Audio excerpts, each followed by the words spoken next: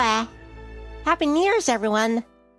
We're gonna do part 4 of the visual novel, My Lovey-Dovey Demon. Let's get into it, shall we?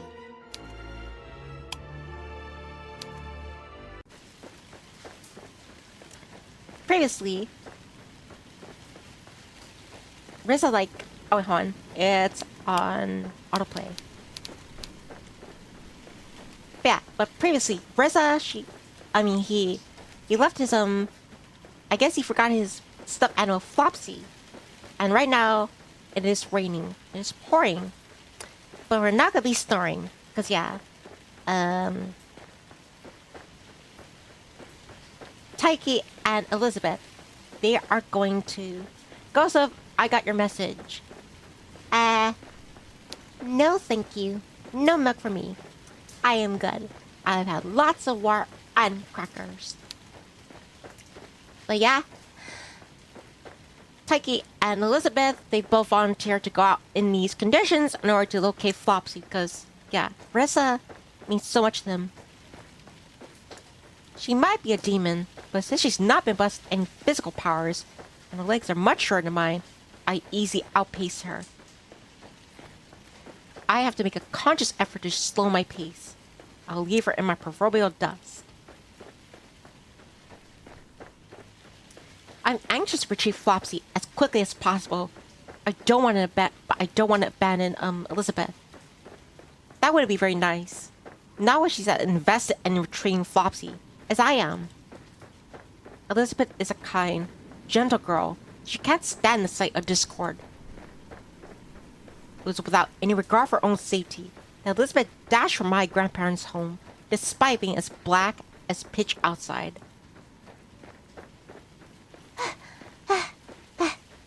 It's still raining. I can feel icy droplets blown by the wind, bottom of my cheeks and the top of my head. My skin prickles, and my inhalations seem to catch inside my chest. It's freezing outside. At least all this exercise is warming up. That's a silver lining, I suppose. But, geez, if Rizza had to lose Flopsy on a night like this. Yeah, Skullswap. I know I didn't lose Flopsy by choice, of course, but still, talk about bad timing. The rain falls harder and harder as Elizabeth and I beat our way through the streets, back towards the school. Elizabeth, Nene, Rizza, and I spent a lot of time wandering the hallways of the old, abandoned school earlier in the day. If Flopsy's anywhere, she'll probably be there. I hope she's there. Not just for Rizza's sake, for Elizabeth's too. I don't want her to be disappointed. Part of me thinks Elizabeth might be just a touch too nice for her own good. She doesn't even seem to put herself first. A normal person, after hearing about a missing toy, probably shrug and say, well, that's pretty rotten, but it's pretty late, and it's cold outside. We'll search for it tomorrow. I love Rizza a lot. Even I might have gotten with this less proactive option if Elizabeth hadn't twisted my arm. I don't much want to be out and about at this hour, but I had no choice. Not after Elizabeth ran off. I didn't want to risk her turning her ankle in the dark or catching a cold from all this rain. Or worse, still, getting lost. She doesn't know her way around as well as I do. I mean, think about it. That Elizabeth behaved pretty rashly. Maybe I should be mad at her. But... I can't bring myself to do that. Not when she looks so determined. Anything, I'm in awe of her. Elizabeth might not be a scary demon. Not like such you see in horror movies. While she lacks spooky powers, she more than makes up for it with her iron will. I think she's bolder than I am, in a sense, and braver. She's definitely more selfless. She's known Rizza for less than a week. Still, she's willing to risk being battered by the wind and the rain for his sake. She didn't even think twice. Taiki! Elizabeth calls me, strands of her pink hair fluttering in the wind. Are we almost there? Elizabeth sounds pretty desperate. Not that I blame her. The rain is coming down in buckets. It's practically torrential. My shirt's sticking to the back of my back and my shoulders, utterly soaked. Elizabeth isn't faring much better. Hi, Jordan. Since there aren't that many streetlights this far out in the sticks, it's hard to tell where we are. I know these streets well enough. However, I can guess by the vague, shadowy outlines of the trees. Yeah, we're nearly there. Just give it another 5 minutes, maybe. We'll be alright as long as you follow me. Are you sure? Elizabeth slows to a halt, buffeted by the wind, and looks at me with anxious eyes. It's so dark out here. It's kind of scary. Are you scared? I pause too, alongside Elizabeth, then offer her a small smile. How can you be? Aren't you meant to be a demon? I am, but I'm a sorry excuse for one. I won't much use at all, I'm afraid.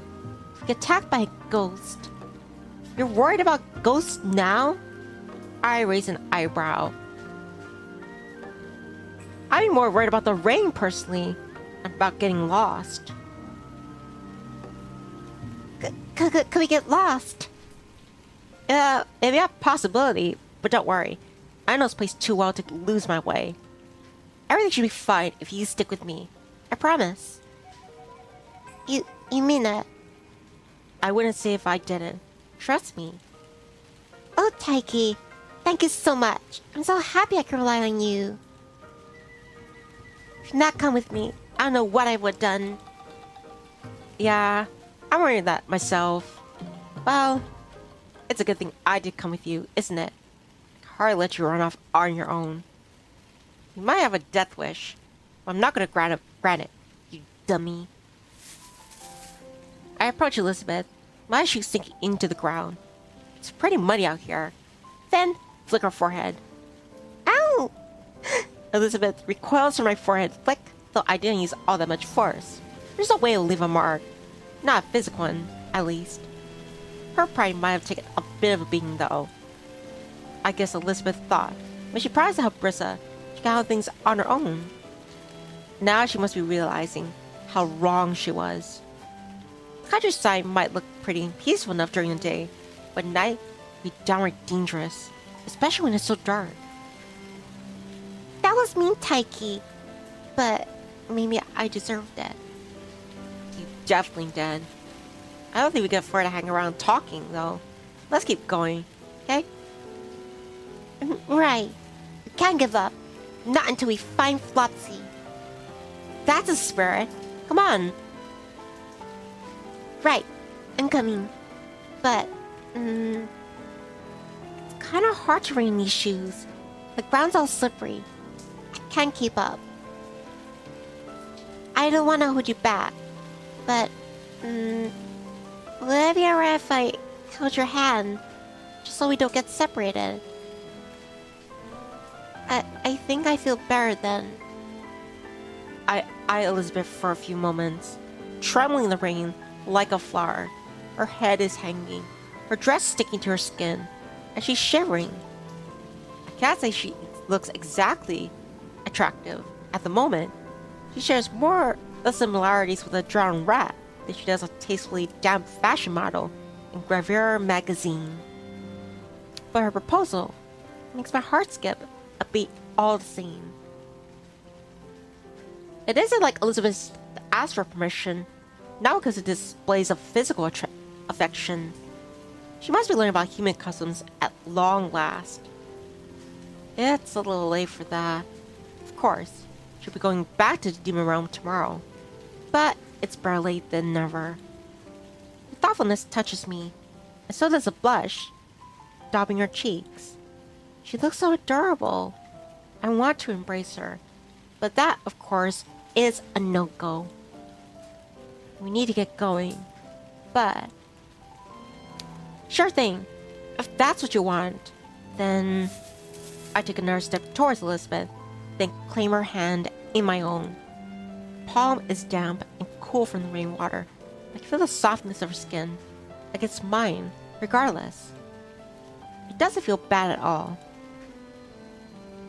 In fact, it's pretty soothing. Who knew holding a girl's hand could feel so good, even during a downpour? I know I sure didn't. I've not done it before. This is my first time. Crap, I'm starting to get flustered again. But no, I've got to get used to it. I gotta get it together. There's no time to stand around being sappy. I clear my throat and looking into Elizabeth, I say, "Do you feel better now?" Yes. Thank you, Taiki, for going along with my selfish requests. I seem to be doing nothing but causing problems for you tonight. I already said it. It's fine. I know you only had good intentions. It's not like I'm angry. Damn, it's coming down hard. There seems to be little point in running around now. I'm already soaked. I don't feel fancy hanging around here much longer. Shall we get going? Oh, yes. I'm sorry for keeping you. Let's go. Just... Elizabeth gives my fingers a squeeze. Don't let go of my hand. Oh, alright? Of course I won't. You don't need to ask. I don't mind protecting you. Goodness knows somebody needs to. I've seen, after tonight's events, she has no sense of self-preservation whatsoever. Maybe if I'm more of a hard ass, I chew her out on her foolishness. I can't just bring myself to. I think I like her too much for that. Jeez. I really must have it bad. Have you seen any signs of Flossie yet, Taiki? Not yet. I call back to Elizabeth while picking through one of the classrooms in my attempt to locate Rez's elusive rabbit. What about you? Anything? No, but I won't give up. Flossie might be around here somewhere. I'm certain of it. Elizabeth makes sure sounds more sound like this fact than I feel. We arrived at the school about half an hour ago. Since then, been scouring every inch, every classroom for Flopsy, to little avail. Can't find her anywhere. I'm starting to worry that Flopsy might not be at the school at all. Reza could have easily dropped Flopsy in the playground when he was going down the slides, or in the sandpit. There's no way of knowing. Elizabeth and I are trying our hardest to find Flopsy, but if she's not here, can't change reality. I'm but a lowly human. While Elizabeth might be a demon, I don't think her powers are strong enough for that. She can't even hide her horns or tail for goodness sake, let alone, warp the fabric of the world to her whims. Damn it! I curse under my breath, growing more desperate with every passing second as I search. The school is not a large building, but between Elizabeth and I, there's still a sizable amount of ground to cover. It doesn't help that this building is unfamiliar to me, or that it's so dark. I can hardly see my hand in front of my face. There's every possibility Flopsy is here, and Elizabeth and I are simply missed her. Who would even know? I'm fast beginning to lose hope. When? Ooh. What is it, Elizabeth? Are you right? Did something happen? Ooh, yes! Everything's alright, Taiki. In fact, it's even better than alright. I found her! Flopsy? I blink. You did? Yes! Take a look at this! Ta-da! Ah! I narrow my eyes. It's hard to see since it's so dark, but since slice of moonlight emanating through the windows illuminates Elizabeth's joyous smile and felt the creation she's clutching in her arms. I recognize this cross-stitched, slightly droopy eyes anywhere. This, without a doubt. Flopsy! Yes, that's right. And it's fortunate. I was also beginning to lose hope, until I found her lying in the far corner. Over there. Elizabeth gestures behind her with one hand. She was just underneath one of the desks. Reza must have dropped her. Oh, I'm so relieved. Reza will be so happy when he sees her. Although... Elizabeth draws Flopsy away from her, holding her in one hand, is the other to wag an admonishing finger in her direction. It was very naughty of you. Really, getting lost like that. You shouldn't have stuck away without saying anything. Reza was very worried about you. I don't know if it was Lottie's fault she went missing. But I'm glad everything worked out alright. It would have been awful if we come all this way for nothing. I wasn't worried about that. You weren't? I don't care about wasting my own time. It's unimportant. I was more concerned with Riza. Well, I knew that much. Talk about altruistic. You're a regular Florence Nightingale. I grinned, and then crossing distance between us, ruffled the top of Elizabeth's head. The top of Elizabeth's head is still a little damp, and she's dried out a bit after spending the last hour traipsing about the school. I don't think I mind, though, even if she was soaked through. I don't mind spending time with Elizabeth as much as I thought I would, or talking to her, or even touching her. But that's a thought a little embarrassing, and abolished my own forthrightness. I sat back, my face flushed. Now, I would say we head back to my grandparents. They'll be worrying about us. But... I glanced out the window and frowned. It's so dark I can't see anything outside. I can hear the continual pitter-patter of the rain mixed with the howling of the wind. It doesn't sound like the storms let up during mine and Elizabeth's search. If anything, I think it might have gotten worse. I can see vaguely, though, the silhouettes of nearby trees. Their skinny boughs shift back and forth, superimposed against the night sky. They're moving so violently, they might as well be convulsing. I don't want to end up in a summer boat. School's building is not the coziest place to take shelter, but at least it's a shelter. It's better than nothing. I don't think I fancy walking back in this weather. I could drench again. It's so will Flopsy. Do you want to wait until it dies down, Elizabeth? If I have my phone on me, I text my grandparents, or at least Chiharu, who's more tech-savvy than they are, about my circumstances. But I can't. I got to bring it with me, just like I forgot to bring an umbrella. I was in such a hurry to leave. It's a wonder I even remembered to put on my shoes.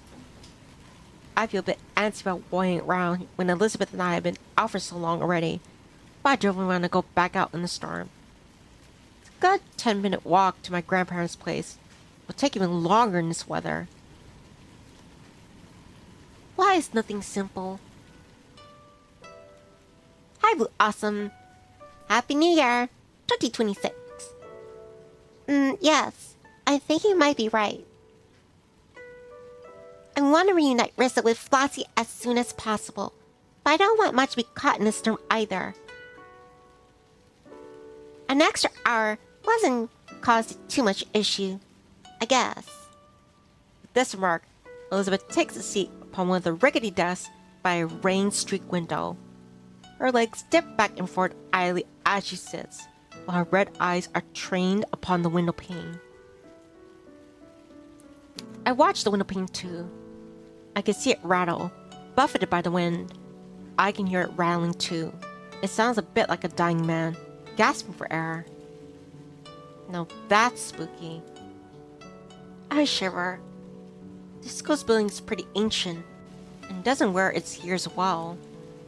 There are gaps between the wall and the window panes that the cold air sneaks through, unfurling its tendrils to further chill my rain-soaked skin. I can hear the raindrops lashing against the windows, in combination with the wind's mournful howling. It hasn't stopped. I'm not sure when it will. Brr. I step away from the window, shuddering, and wind my arms about my middle. The walls and roof offer solar insulation from the night air. It's not that much warmer in here than it was outside. It's positively frigid. Maybe a bit of exercise will help warm me up. I start to pace, but this seems to worry Elizabeth. She looks at me concernedly, then says, "Hey, Taiki, are you alright?" I'm fine. I come to a halt in front of Elizabeth, smiling as I do. I can feel the cold breeze nipping my skin even though I'm standing away from the windows, and I can feel shattered glass crunching beneath the soles of my shoe. It might be bad manners to keep one's outdoor shoes on the inside, but that hardly matters when the skill's been out of commission for so long. It's not like there's any teachers around who might scold me for my unpardonable rudeness. There aren't any living faculty members, or at least, what about Ghost? I might have mocked Nene when she asked if we could spot a ghost hunting earlier, but ghosts seem a bit more believable somehow, and so late at night. I was just thinking about a few things. What about? It's nothing important. It just occurred to me, is all, that this would be a good place to tell ghost stories. Ooh, yes, I can imagine. This ghost are rather unnerving. I know, right? If ghosts do exist, they definitely hang around a place like this. Not that I believe in ghosts, of course. I haste to append, remembering Elizabeth's earlier anxiety as we ran through the windswept streets. I don't think they're really real. I've never seen one before. At least. Though, come to think of it, I've not seen a demon before I met you, either. I guess the world's full of surprises. I'm sure everything will be fine. We'll be safe inside here, at least than we could out in the rain. Pause. And then I examine Elizabeth. I got so caught up in my own inconsequential prattle, I didn't notice just how quiet Elizabeth been since we got here. Unusually so, in fact. She's never really this silent. She can even give the anatomical dummy. And then they found earlier a run for its money. Hey, Elizabeth? Is something wrong? Oh, Elizabeth stares at this, a guilty flush crossing her face, and sets Flopsy aside. I'm alright, Taiki. But thank you for asking. Are you sure? Quite sure. Well, if you say so. My voice trails away. The silence opens up between us once more, like a wound. I frowned. For all Elizabeth says that she's alright, I really have to wonder. Why does she look so sad? I hope I don't make you feel uncomfortable. What? Elizabeth's brow furrows. Why do you say that? I was being stupid, running my mouth off about ghosts. I read that most girls are like Nene. They tend to find this sort of stuff scary. Hi, Jarvar. Blah. I didn't upset you, did I? Oh, I didn't upset you. No, that's fine. You didn't do anything to upset me, Taiki. You don't need to apologize. Alright, we're making better progress. But I'm not wholly satisfied. I can't help but wonder, after hearing the way Elizabeth stressed that sentence, whether something isn't up after all. Maybe I didn't upset you, but did something else. That is... Elizabeth's fingers curl into fists at her lap. With half-lit eyes, she looks down. I don't want to make you worry, so I was trying to keep it a secret. But... well... guess I'm not very good at that. You did a pretty poor job. Your feelings are written all your face. You're just not cut out for subterfuge. I should have known. I've always been a dummy, like you said. I don't like thinking about sad things, I'm afraid I cannot help myself. I have a bit of a problem, actually. A problem? Kind. Perhaps you can guess it already. But I just... Elizabeth's eye met mine, and when they do, the dam inside her seems to break. Her red eyes well with moisture, and tremendously, she says, I don't want to go back. You mean to the demon realm? Elizabeth nods. But why not? Don't you like it there? Not at all. Not one bit. I've always hated it. Hated? That's a strong word coming from a sweet girl like Elizabeth. Why do you hate it? Did something happen? That is... well... I never really talked about this. It's actually kind of embarrassing, but... You're you, Taiki, and I trust you, so I don't mind telling you. I don't think you'll laugh at me, at least. But if you do, I'd be used to it. Others always do. But others? My brow furrows. Who's been laughing at you? Not Chiharu or Nene. Chiharu often makes sarcastic quips, but I don't think she's the type to outright laugh at another person. Unless the other person is me. Of course. She sometimes complains about the girls in her class and about her work colleagues. She does it in a world-weary, exhausted sort of way. Nene, meanwhile, seems to worship the ground Elizabeth walks on. At least she did, until Elizabeth committed the cardinal sin of wearing an outfit that your heart picked out for her. Nene still seems to be pretty smitten with Elizabeth, though. In so fact, she hurls from the demon realm. I don't think she ever laughed at her. Elizabeth must be talking about someone else. And sure enough... No, they've not laughed at me. No one in your family has. You've all been very kind and accepting, despite me being a demon. Me onken, however, are far less cordial. Then... I know. Did your fellow demons laugh at you? There's a brief pause, filled with nothing but the mournful sound of the wind and the falling rain. Elizabeth looks at her feet for a few moments, her expression downcast, before... That's right. When I was younger, neighborhood children would call me names and throw things at me. Sometimes, at school, they would steal my books or break gum on my chair. I always hated going to school. It was... really scary. I might be a demon, but even I can get frightened. Then, you were bullied? I suppose you see that, but it wasn't too bad. Nobody physically hurt me. Not openly, at least.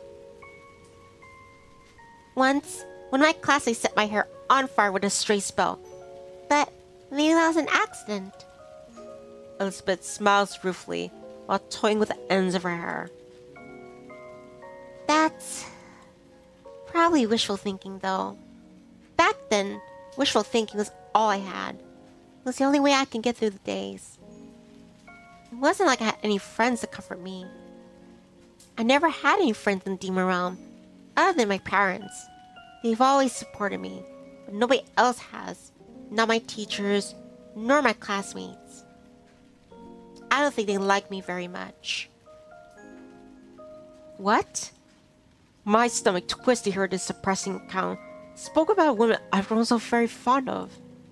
I can't imagine anyone wanting to hurt Elizabeth, much less laughing about it. What has she done to deserve such treatment? It doesn't seem fair at all.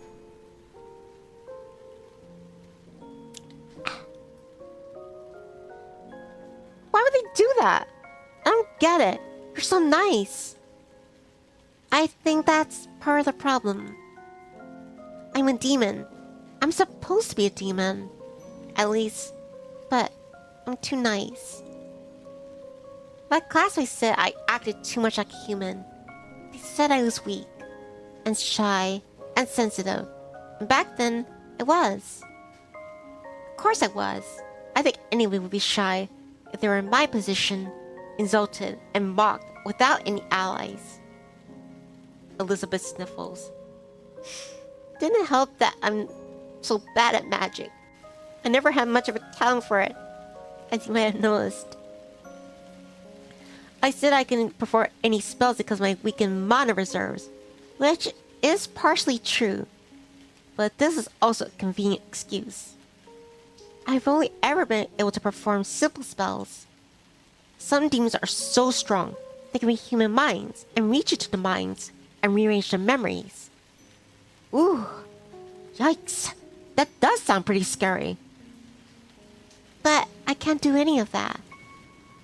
I can't cast hexes, and I can't manipulate the elements, and I can't divine the future from the stars. I'm useless. Elizabeth. My heart breaks when I hear Elizabeth insulting herself. It seems woefully self-defeating of her, not to mention unnecessary. Must be she's been subjected to so much abuse already. It hurts to see Elizabeth, who's usually so carefree, shuddering beneath the weight of her own feelings so. I know Elizabeth doesn't owe me her happiness, and she certainly doesn't owe me her smiles. But I like to try and cheer her up. I don't believe that. And I don't think you believe it, either. Huh? Believe what? That you deserve to be treated like that. Maybe you're not good at magic, but so what? That shouldn't give your classes any right to be mean to you. So you say, but that's how demons are. We are taught from you to decry weakness. I should consider myself fortunate that I had to endure anything more than harmful than a few sneering insults and stray fire spells. Really? Well, I pull a face. I don't know about you, but that doesn't sound very fortunate to me. All your classmates, if you'll pardon my poor language, sound like assholes. Well, they were only children. Elizabeth demurs, but I see a smile couching the corners of her lips regardless. It's more of a self-conscious than usual, sure, but it's a smile, and it's a smile that comforts. It wasn't so bad once I graduated from school. I didn't need to speak to my peers, at least. But after that, I never spoke to anyone except my parents. For the last few years, I've been really lonely. I've always wanted to make friends, but I knew it would be impossible if I stayed in the demon realm.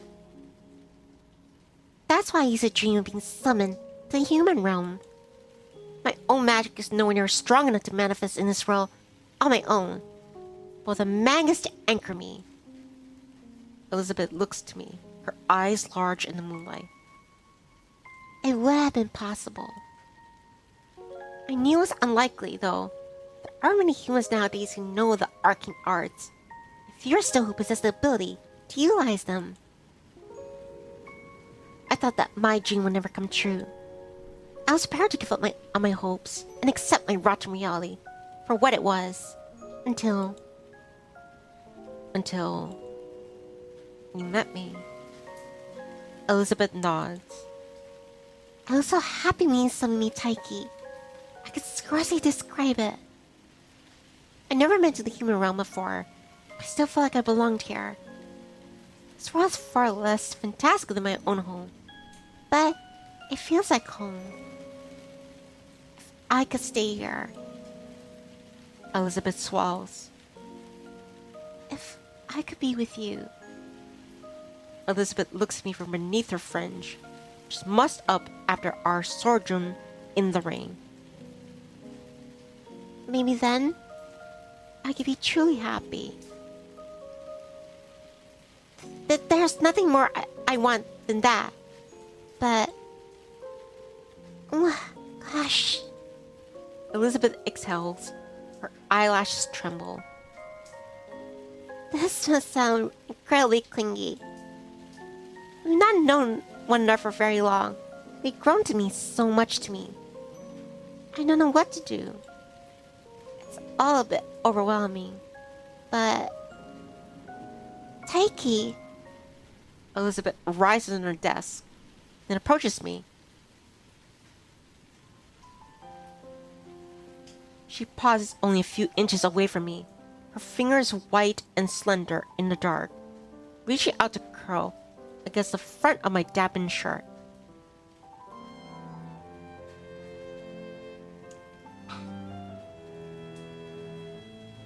I always knew leaving would be difficult, but I think I could stand it now. I wanted to see off with a smile. I can't do it. It hurts too much. I like you so much, and I don't want to leave you. I like you so much. We're not like anyone else. I don't know what to do. You made me so happy, in fact. I think I... Elizabeth's expression twists. Her eyes, to my alarm, begins to well with tears. I don't want to make things awkward, but I can't keep quiet. This might be the last chance I have to tell you how I feel before I must return. And so... Elizabeth trembles. Her fingers, which are still gripping the front of my shirt, quake, but her red eyes are still full of determination. This might be shameless of me, but I want you to know, before my courage fails me, how I feel. I think that I fell in love with you. I stare at Elizabeth for a few moments, rendered insensibly by her confession. I thought this conversation might be venturing to Lovey-Dovey territory. Hey! Name title right there! Name drop! There was no shortage of indicators leading up to it. By hearing her say that, flat out, it's enough to knock me off kilter. I don't know what to say, or what to do. My mouth opens and closes, insensible and frantically. I grope for words. I have experience with confessing to other people before, but I've never been confessed to. This is certainly new. It's strange, but it's a pleasant sort of strangeness. I feel guilty that Elizabeth is crying over me, but it's flattering to know she cares so much. I want to act cool. My heart's starting to flutter. I can feel heat pulling in my cheeks. Under other circumstances, I look away, but I can't do that now. Not when Elizabeth is looking at me so importantly. Taiki, haven't made things too awkward, have I? I hope my feelings haven't bothered you. It's alright if you don't return my affections. Don't need to. I don't want you to feel obligated. I just want to tell you how I feel. Elizabeth's voice quivers with emotion. It's clear that she's cut up about this, despite her assurances to the contrary. My silence must be breaking her heart. I don't want to make Elizabeth sad, so your frown pierces my heart more keenly than a knife. I wonder why that is. Yeah, right. As if I need to even think about it. It's because I like her. I like her a lot. That's why, after a few moments, I respond to Elizabeth in turn. Elizabeth? Please, call me Alyssa. That's what I'd like my friends to call me, even though I have any of those.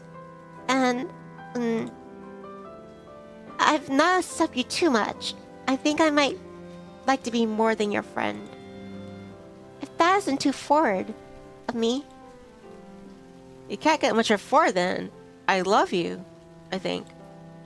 But I don't say that. I sound far too callous. Instead, I smile, brushing a few strands of Elizabeth's damp hair. Behind her ear, I say, "Alright then. If that's what you want, then I'll call you Elise. That's easy enough." Taiki. Alyssa. I leaned in, my heart thumping more loudly than ever before, and placed my palm on Elizabeth's cheek. Part of me is afraid that, despite Elizabeth's prior confession, she might be overcome by shyness and shake me off. But, to my relief, she doesn't. Instead, Elizabeth seems to relax against my touch. A soft sigh escapes her lips, which she parts as though inviting me onwards. I think I know what she wants. I have not dated any girls in the past, but I'm not a complete moron. I know how to read the room. Elizabeth likes me, and I like her too. I don't think Elizabeth will be able to forgive me if I turn chicken and recoil now. Now we've gotten so close. I want to make her happy. So, Alyssa. My own eyelids fall shut and I dip my head. Yay! Then I press my mouth against Elizabeth's.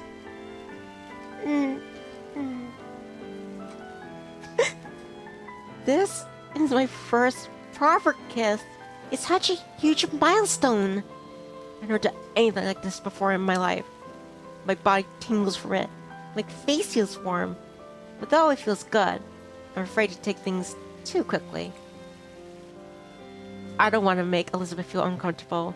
And in truth, I'm not sure my own heart can handle it. I'm too shy to nip at her lower lip, or even attempt to entwine my tongue with hers. I only press my lips, which feel comfortably dry, against hers, an immature approximation of adult affection.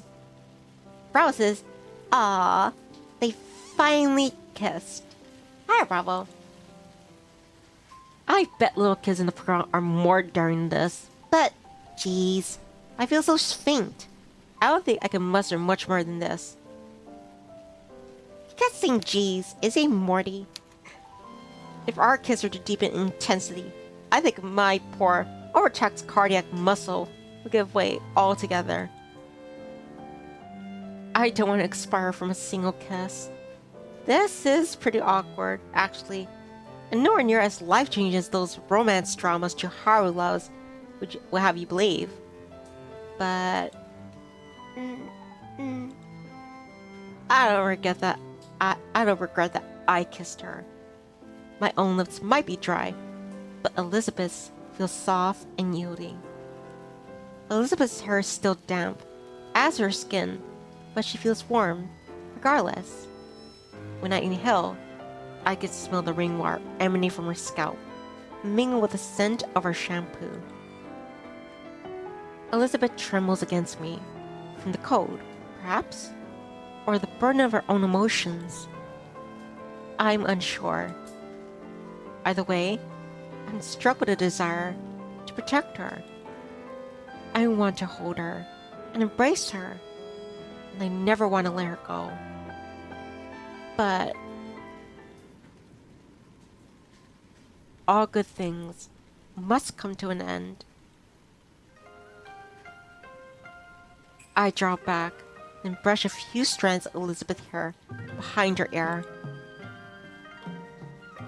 Are you right, Elizabeth? Alyssa? What? Oh, Elizabeth's eyelashes flutter open at long last. With a flushed face, she smiles at me. I'm better than alright. Thank you, Taiki. It means so good to me. I really do appreciate it. It's no problem. You don't have to thank me for kissing you. And I wanted to do it. I think I wanted to kiss her for a while. Actually. How can I not when she's so adorable? Well, I'm very glad to hear that. I just hope you didn't kiss you out of pity after hearing about my woeful childhood. Of course I didn't. I'm not that considerate. I kissed you because I like you, Alyssa. It's as simple as that. Taiki. Elizabeth sniffs, eyes filling up with grateful tears. I like you too. Well, I'm glad we're on the same page where our feelings are concerned, at least. But I glance out the window. It's hard to see given how dark it is outside. I can make out the indistinct outlines of the trees as they sway in the breeze. It sounds like it's still plenty blustery out there. I think the rain's began to die down. If Elizabeth and I are going to get back to my grandparents, now might be the best time to skedaddle. It doesn't look like the storm's going to stop anytime soon, and I'd rather brave the rain when it's been reduced to a spy shower, as opposed to an out downpour. Do you want to head back? We've been out here for a while, and my grandparents probably still worrying. Or start worrying. I don't want them to sing a search party. Yes. I must apologize. Seems like I got someone carried away. It's alright. I know I'm partially to blame for that. Maybe I shouldn't have made a move on you so suddenly. No, it's fine. I'm glad you did. You are? Yes, you made me very, very happy indeed. That was,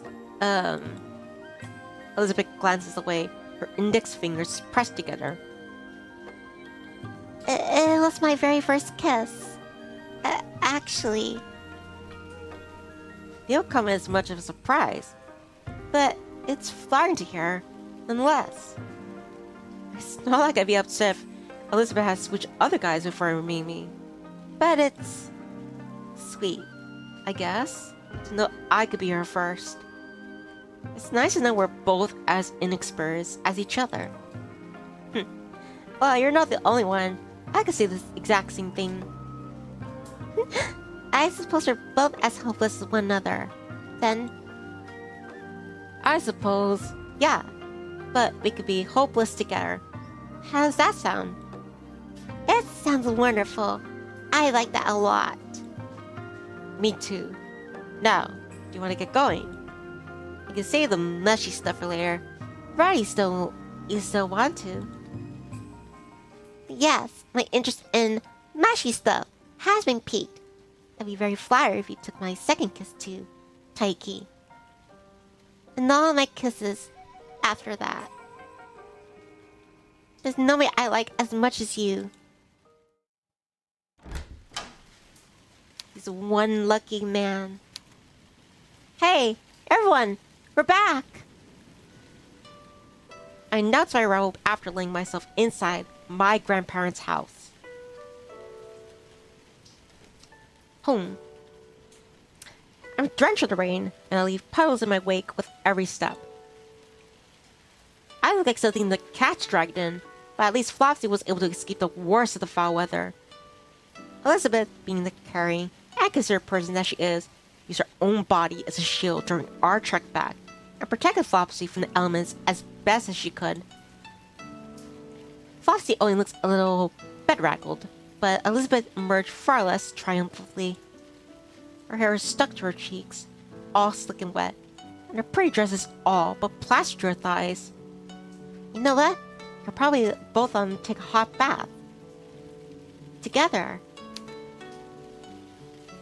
Elizabeth's shoes, meanwhile, are waterlogged. Her socks are rucked up about her ankles, and her sopping wet. She's definitely seen better days, but she's still smiling. She looks proud of herself, like she just ran a marathon. I guess the possibility of catching a cold hasn't crossed her mind. Elizabeth doesn't even pause upon stepping foot inside the entrance hall to remove her shoes. Instead, she cups one hand to her mouth and calls. Ressa! Are you here, Ressa? You don't need to worry anymore. We found Flopsy! Flopsy? An excitable cry issues forth from inside the house, which sync up with the sound of frantic footsteps. My little brother comes prowling along the darkened hall, sliding about the corner, his eyes agog. Flopsy! Oh, Flopsy, I missed you so much! Ressa dashes forth once more, without preamble, and snatches Flopsy listless body from Elizabeth's pro-offered hands. He squeezes Flopsy to his chest, relieved tears beating in his eyes. Flotsy, Flotsy, it's really you. Oh, thank you. You're the best, Ellie. You're so nice. Thank you so much for finding her. Ah. Ressa hurls himself at Elizabeth, or to be more precise, her waist. Ressa isn't all that tall, so he can't embrace Elizabeth properly, but she seems to appreciate the clumsy gesture regardless. A giggling Elizabeth holds Rissa to her, then ruffles the top of his flyaway hair. Why, thank you. I'm glad to see you so happy. But you shouldn't heap all your praise on me. I had help. If it wasn't for your smart big brother, I probably would have lost my way. And I acted rashly, without thinking, and I start to panic. Taiki consoled me in my irony, and he even held my hand. He really is a wonderful man. Oh yes, big bro. Rissa draws away from Elizabeth, then turns his attention to me. Still smiling, he hurls himself at my waist and nuzzles his head against my side. Thank you, big bro. Thank you, thank you, thank you. Don't mention it. It's not like I did all that much. Unless it's just being modest. She was the one who found Flopsy and I was just a tour guide. Oh, I think you were more than that. You were checking for all the ghosts. Ghost? Ressa steps back, his irises wide with worry. Did you see any ghost? Unfortunately not. Alyssa just got herself a little worked up, is all. Yes, I'm good at doing that. I don't think before I act, I'm too impulsive. I hope I didn't make you worry. Granny was worried when you ran off. She was wondering where you were. Thought you might not come back, but I knew better. Hi, products. Blah. You wouldn't ever run away, Ellie. I knew you'd come back. It's not that I want to run away, per se.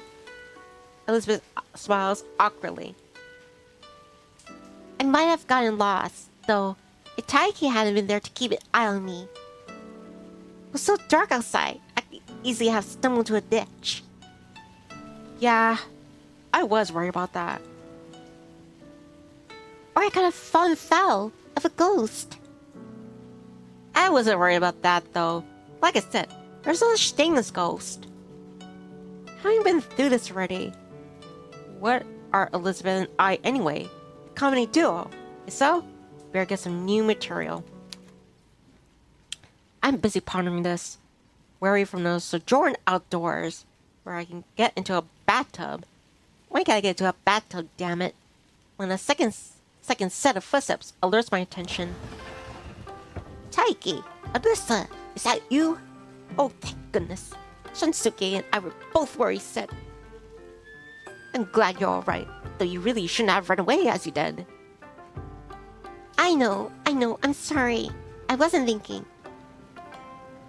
Hey, Rissa pouts. Don't bully Ellie, Granny. She found Flopsy for me. You should thank her. Oh, she did she? Grandma glances down to bear take note of Flopsy. Recognition dawns on her face, and then she smiles. Well then, I suppose I can't be too upset. Now this story has such a happy ending. I'm very glad you're able to find Flopsy, Alyssa. Dear. Though really, she tuts. I was so worried about you. I had half a mind to call the prefectural police before you showed up. You were gone such a long time. What's this? This time, it's my grandpa's turn to put in an appearance. He steps through the entrance hall, Charo and Nene at his heels. Have our prodigal children returned at long last? It took you quite a while. You were gone for almost an hour. Even I was beginning to panic. Even you? Huh? I grinned, amused, and flattered at Chiharu's uncharacteristic concern. I thought you were too cool to care about other people, Chiharu. Well, it's not as though I care that much. You're an adult, Taiki. I'm not supposed to be your keeper. You can say that, but you're almost as frantic as Grandma. No, I wasn't. Yes, you were. Weren't you the one who kept looking at the clock and sighing and saying, where could Taiki be? Why doesn't he call us? What if he's gone into an accident? If he hurts himself, then I... Alright, that's enough from you. Chiharu seizes hold of Nene's pigtails and gives a sharp tug. Much, of course, to Nene's chagrin. Nene darts back, holding one hand to her scalp, and pouts. I know you find it difficult to be honest with yourself, dear sister of mine, but thou needs to lash out at me for speaking the truth. Thou should learn to say how you truly feel, and you'll end up quite alone.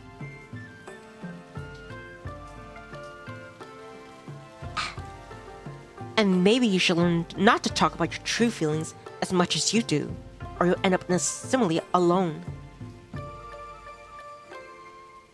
No man, or woman, if you rather, will want to date a pipsqueak like you, who doesn't know when best to keep her nose out of other people's business. Chiharu harums and observes me archly, owing the faint impression of a blush present upon her fair face. I wasn't beside myself at your absence, as Nene seems to think, though I was somewhat agitated. Would have killed you, Taiki. Just send me a text to let me know everything was alright. That's the bare minimum you should have done. You need to learn to be more courteous. Right. I'm sorry. I would have sent a text, but I forgot to bring my phone with me. What? How careless can you be? What would you have done if something really happened to you? I get what you're saying, Chiharu, but it's fine. Nothing did happen. We're safe and sound. For the most part. And we're both in one piece. I say, tonight been pretty well. I think you're being too blasé about this, personally. Chiharu's disappointing stare remains unwavering, at least until Rissa takes her hand in his and thrusts Floppy at her. Look, sissy! Look! Ellie found Flopsy! She found her! Chiharu raises an eyebrow. So she did. I suppose it wasn't a wasted trip after all. Taiki and Elizabeth aren't as useless as they look. You say that, but you were near tears while you fuss about our useless older brother. No, I was not. Don't spread such slander, Nene. Do you want me to yank your pigtails out? No, I don't. Stay back, foul wench, else this dark one shall cast hex upon you. Thou ought to know thy place. My, it's certainly grown very lively. That tends to happen whenever Nene's around. Quite. You siblings always get along so well. Sometimes I make me envy the fact that I was an only child. I'm glad that neither of you came to any harm. Although... my grandma's gaze, which is more astute than one might think, given her advanced age, flickers over mine and Elizabeth's woe-begone appearances. We're both still pretty damp, but we're dripping wet all over the floor. Maybe I should offer to clean that up later. I don't give my grandma more work to do. Now we should spend the last hour worrying about us. I believe a warm bath would be in order, or perhaps something warm to drink too. Would either of you like a cup of tea? Oh yes, that'd be most appreciated. Thank you. Alright then, I'll put the kettle on. Would you mind running the bath, Chiharu? That's fine by me. I don't mind. Wonderful. You can use the bath first, Alyssa. Because you're a guest. You don't mind waiting, do you, Taiki? Not at all. I should probably change out of these damp clothes first, though. Yes, indeed. You do that. Be sure to look after yourselves, too. My grandma waggles an admonishing finger in my direction. I'm too old to fuss about you. It isn't good for my health. If you two cock holes, it will be just about finish me off. It might just finish off Chihara too. She was so close to tears. I swear, she nearly... Nene. Chihara rounds on the smirking Nene, her left hand clenched into a fist. What did I tell you about talking? Don't? Exactly. Don't. Your so-called insights aren't wanted. It's not like I was particularly concerned. So there. With that retort, Chihara turns her nose up in the air and stalks off down the hallway. Off, I guess, to run a bath for me and Elizabeth, at grandma's behest. Nene watches her departing back for a few moments, then says, with a smile, "She was totally worried about you. You know?" I know she was. I always thought that Chihara's stony exterior was impenetrable, but should not be as aloof as I thought. I guess, deep down, she really is a sweetheart. I spend the next 10 minutes in my room waiting for Elizabeth to finish up in the bath. I change out of my wet clothes into an old t-shirt and a pair of baggy tracksuit pants that I always sleep in. My hair is all rumpled from the wind and the rain, and I'm shivering.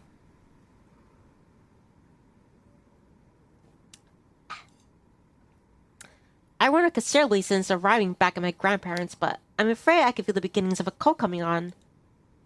I hope that Elizabeth finishes in the tub soon, quickly.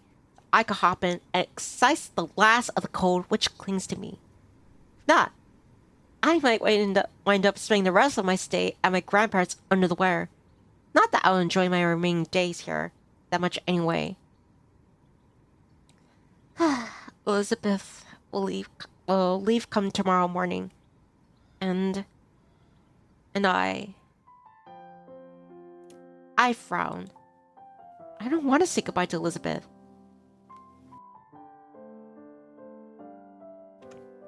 Not just yet. When I first met her, I thought she was like an unnecessary irritant. Demonic equivalent of a speck of sand in the eye, or a rock in your shoe. I know better now, however. Elizabeth's boundless energy can be exhausting, but her cheery smiles have always cheered me up when I was feeling low. She's a kind, caring, considerate girl, despite being a demon, and it doesn't hurt that she's also, like, easy on the eyes.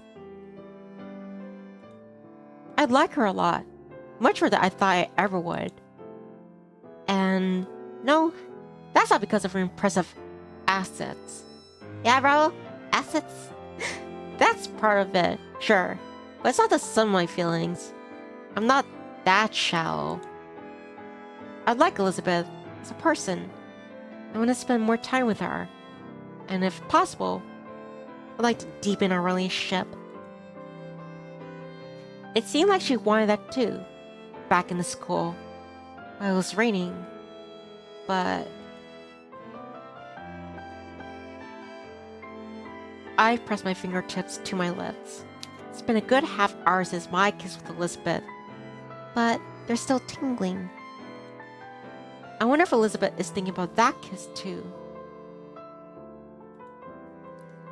Is it playing on her mind, just like it's playing on mine? Maybe. While I'm sitting in the storage room, shivering, Elizabeth is trying to fend off her own ghostly memories, submerged in the warm water of the bathtub. That's a nice enough fantasy, I guess. But since I don't know what Elizabeth's doing right now, washing her hair probably, it's nothing more than a fantasy. So my idle thoughts of having Elizabeth stay with me in the human realm. I don't have any right to tell her how to live her life, for one, and for another, I don't have the power to sustain her. That's a non-starter. I should just drop it.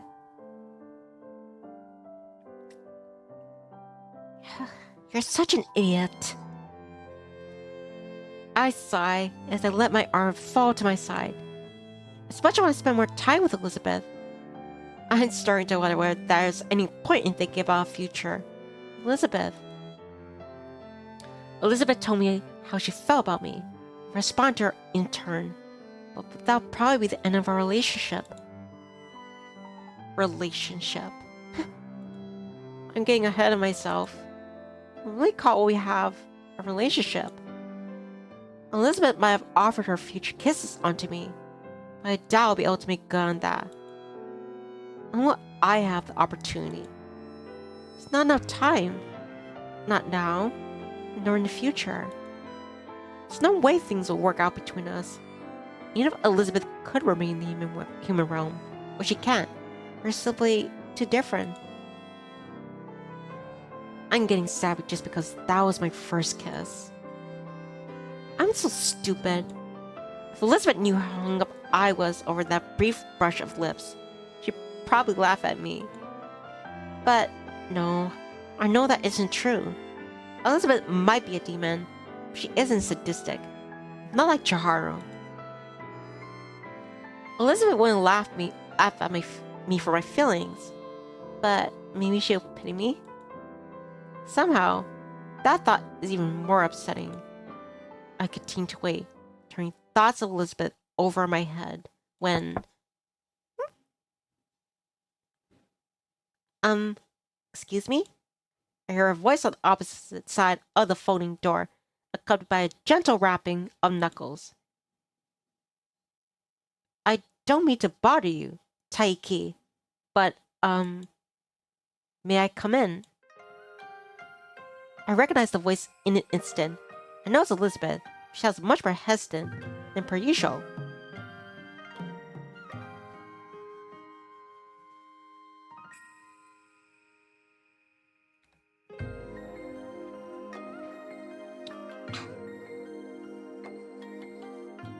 I wonder if she's alright. Is something wrong, Usa? Well, not really. I just want to ask you something. If that'd be alright. Of course it is. It's not like I'm your teacher. I frown.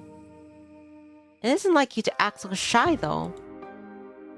I know. I guess I'm just feeling a little out of it.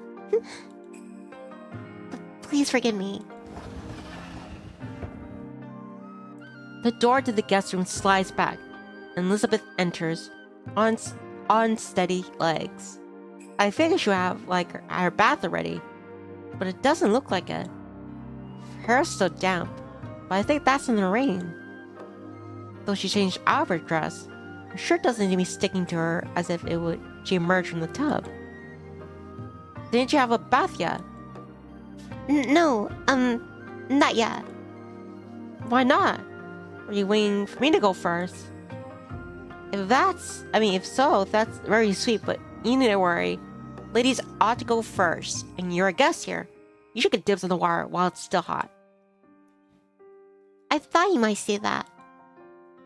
Elizabeth smiles faintly while fiddling with her fingers. Her tail, which protrudes from the hem of Grandpa's shirt, twitches. You're very nice, Taiki. No, I'm not. I'm just seeing what anyone would do in my position. You might think that, but I disagree. And you're always putting other people first. I really do appreciate it. I wouldn't like you half so much if you weren't so thoughtful. Elizabeth looks at her feet, which are bare. Her toes curl against the tatami. But I don't want to be a burden upon you. Not anymore. I've taken advantage of your kindness enough already. You're not taking advantage of anything. Where's this all coming from? I was just thinking... You've done a lot for me since I arrived in this realm. Took me out for shopping, and brought me with loving new clothes, and then you treat me to cake and tea.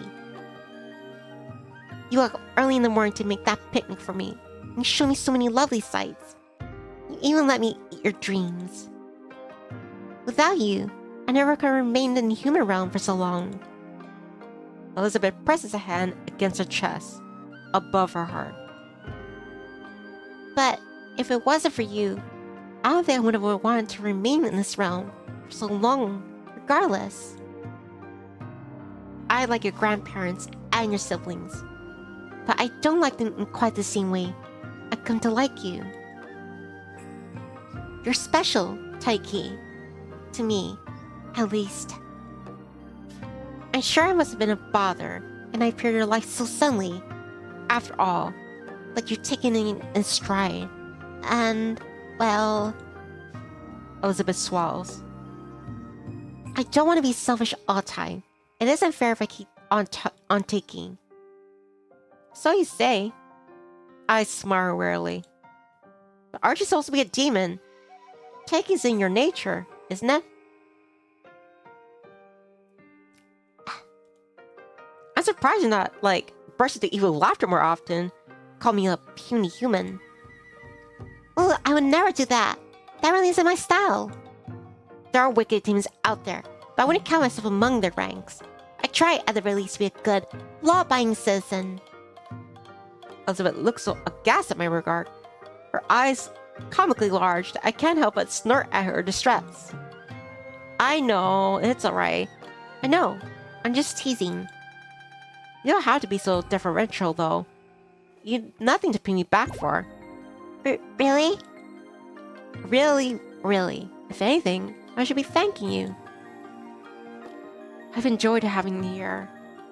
And I'll be sorry to see you go. No, why don't you have a bath? I hate for you to catch a cold.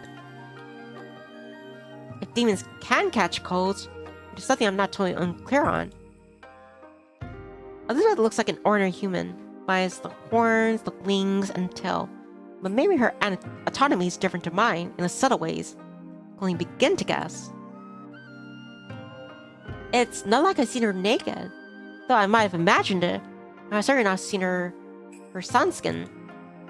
But Taiki, that's my line. I don't want you to catch a cold either. Yes, but you're still guest. Common courtesy dictates that you should go first. Now, run along. Bath will get cold. I will. Yes. Which is why I came here to propose a plan. What sort of plan? Elizabeth sounds so serious. She might well be discussing military tactics. Strange to think of all this drama has stemmed from having a bath. Of all things. Bathing's a commonplace, domestic chore. It shouldn't be this difficult. Surely? Well, Elizabeth shifts awkwardly from foot to foot, tail twitching, then says, the water will get cold if you have to wait for me, like you said. So... stop that from happening. I was thinking, this might be a bit brazen. You're free to refuse if you're not interested in such a thing. But since I don't want to get in your way, and you don't want to get in mine, it really is a sensible solution. It's not like this is a ruse so I can see you naked or anything. It isn't. So, Taiki, would you mind too horribly if we had a bath together?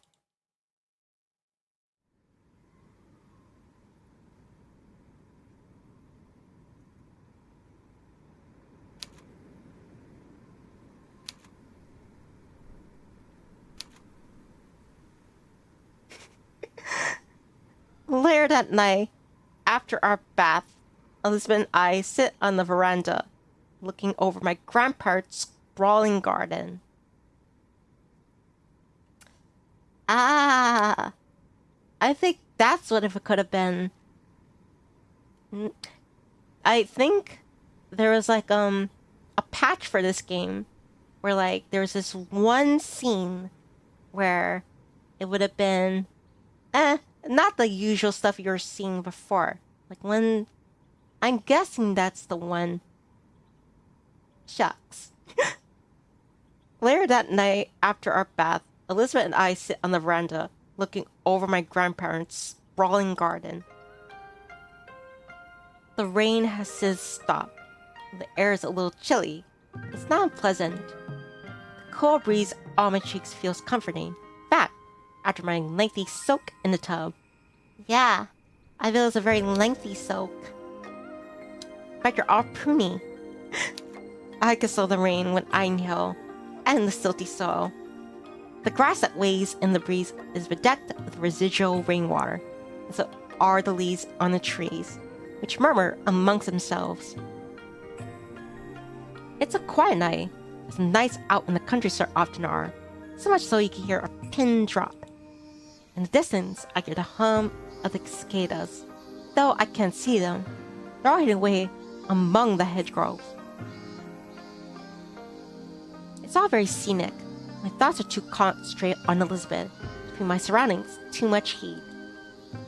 The memory of our amorous encounter, Elizabeth's down body pressed to mine, brings a flush to my cheeks. Feel like it's cold. Enough for it.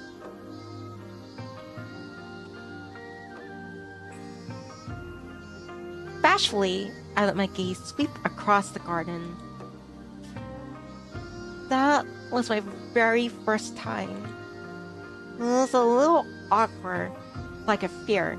The closest between myself and Elizabeth made up for my fumblings. I had a pretty good time, and I like to think Elizabeth did that too. If she hadn't, I don't suppose she'd deign to sit with me as she is, enjoying the starlight.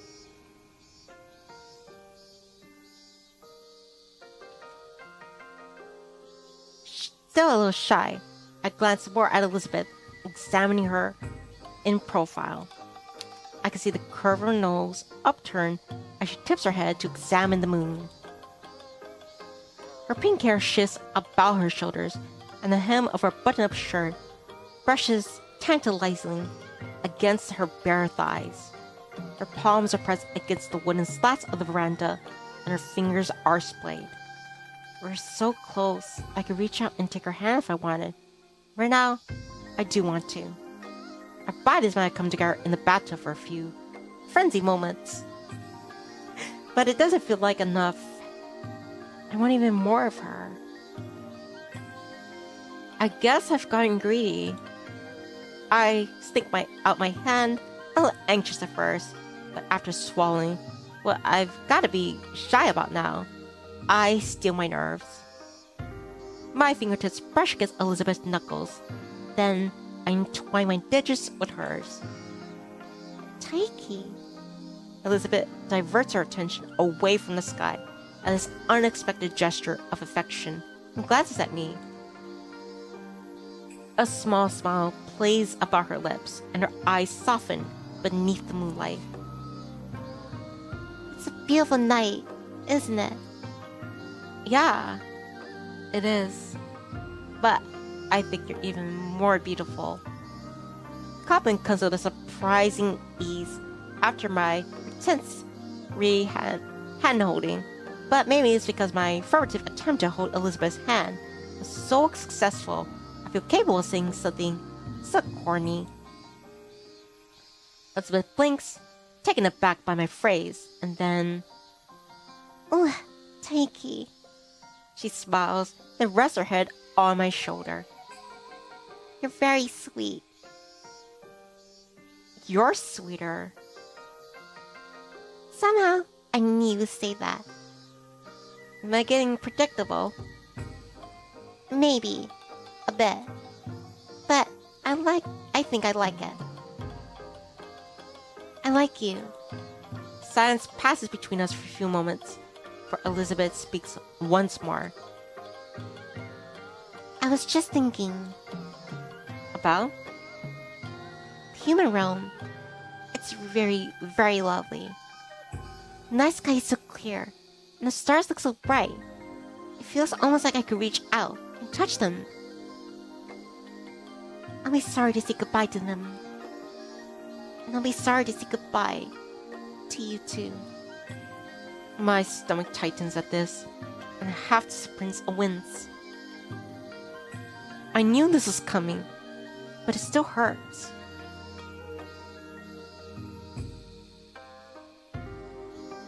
But I don't want to show my sorrow, though not too openly. That seemed unfair. I don't want to make things harder for Elizabeth. And they already are.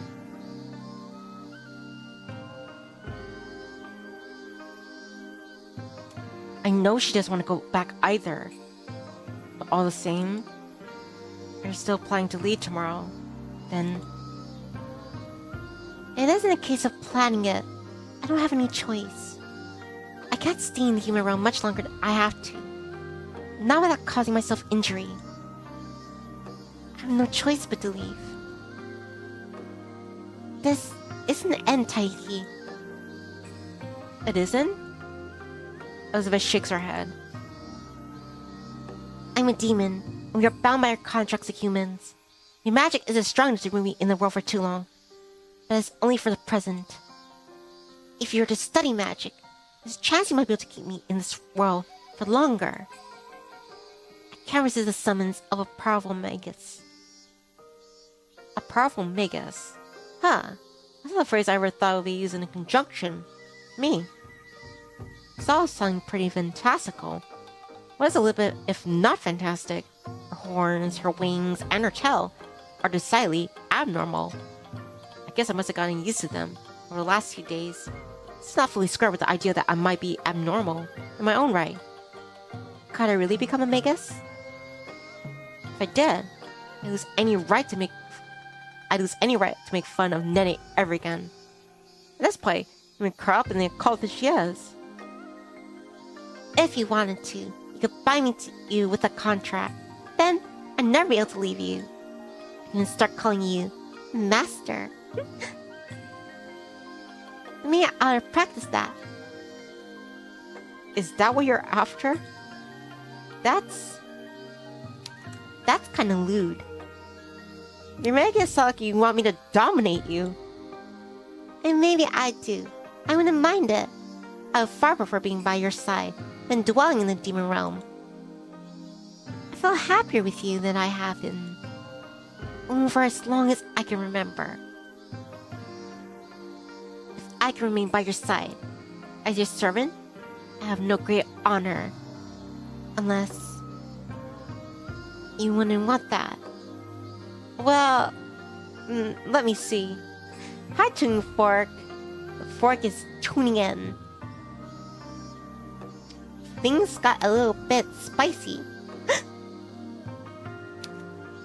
I like the thought of spending more time with you, but I don't know if I would want you to be my servant. Sounds like there'd be too much of a power imbalance there, and I'm nowhere near cool enough to be your master. Yeah, Happy New Year, Tuning Fork. T-First, good day, Nivni. Happy New Year.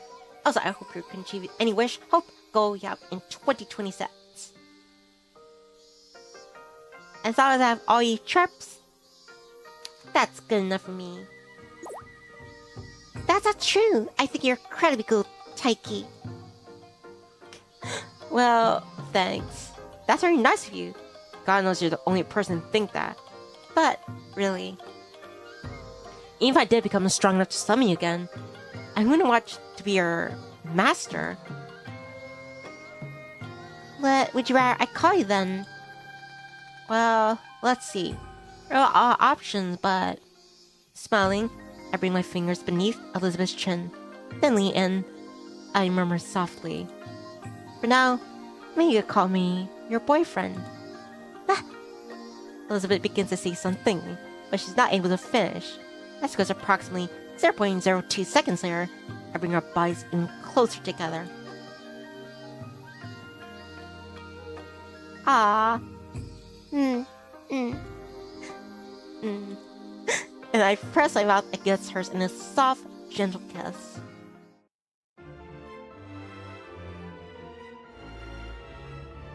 Day 7. Kanasa appears. Goodbye, Alyssa.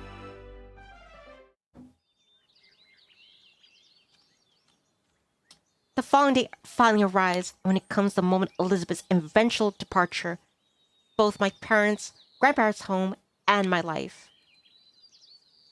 Elizabeth is unusually somber when she sits at the dining table that morning, as is everyone else.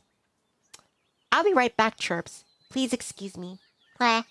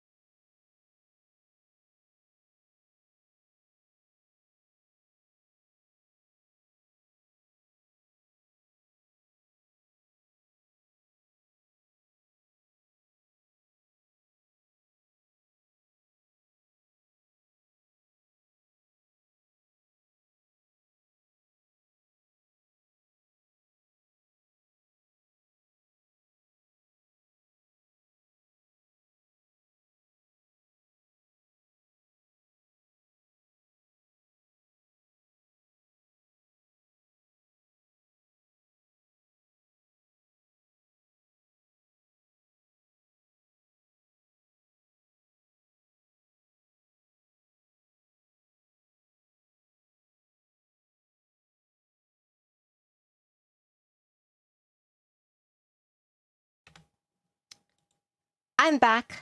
Sorry, something came up. Elizabeth is usually somber when she sits at the dining table that morning, as everybody else. And thank you, products. I think we're all upset about Elizabeth leaving. I'm fine, Jordan. Thank you. The time trickles by slowly and awkwardly until... Oh my! The atmosphere in the once cozy dining room plummets by several degrees, and a natural breeze fills the room, stirring the surface of my miso soup and my recently poured green tea. My grandma blinks me musically while pushing her glasses up the bridge of her nose. She glances about the living room and then exclaims, "Well, I knew you would be stopping by, but I think you'd be home very soon."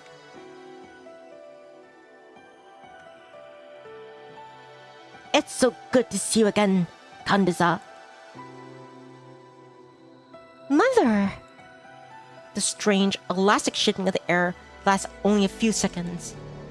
Now, at the foot of the dining table, there stands an unusual woman with quite the overbearing presence. Wow!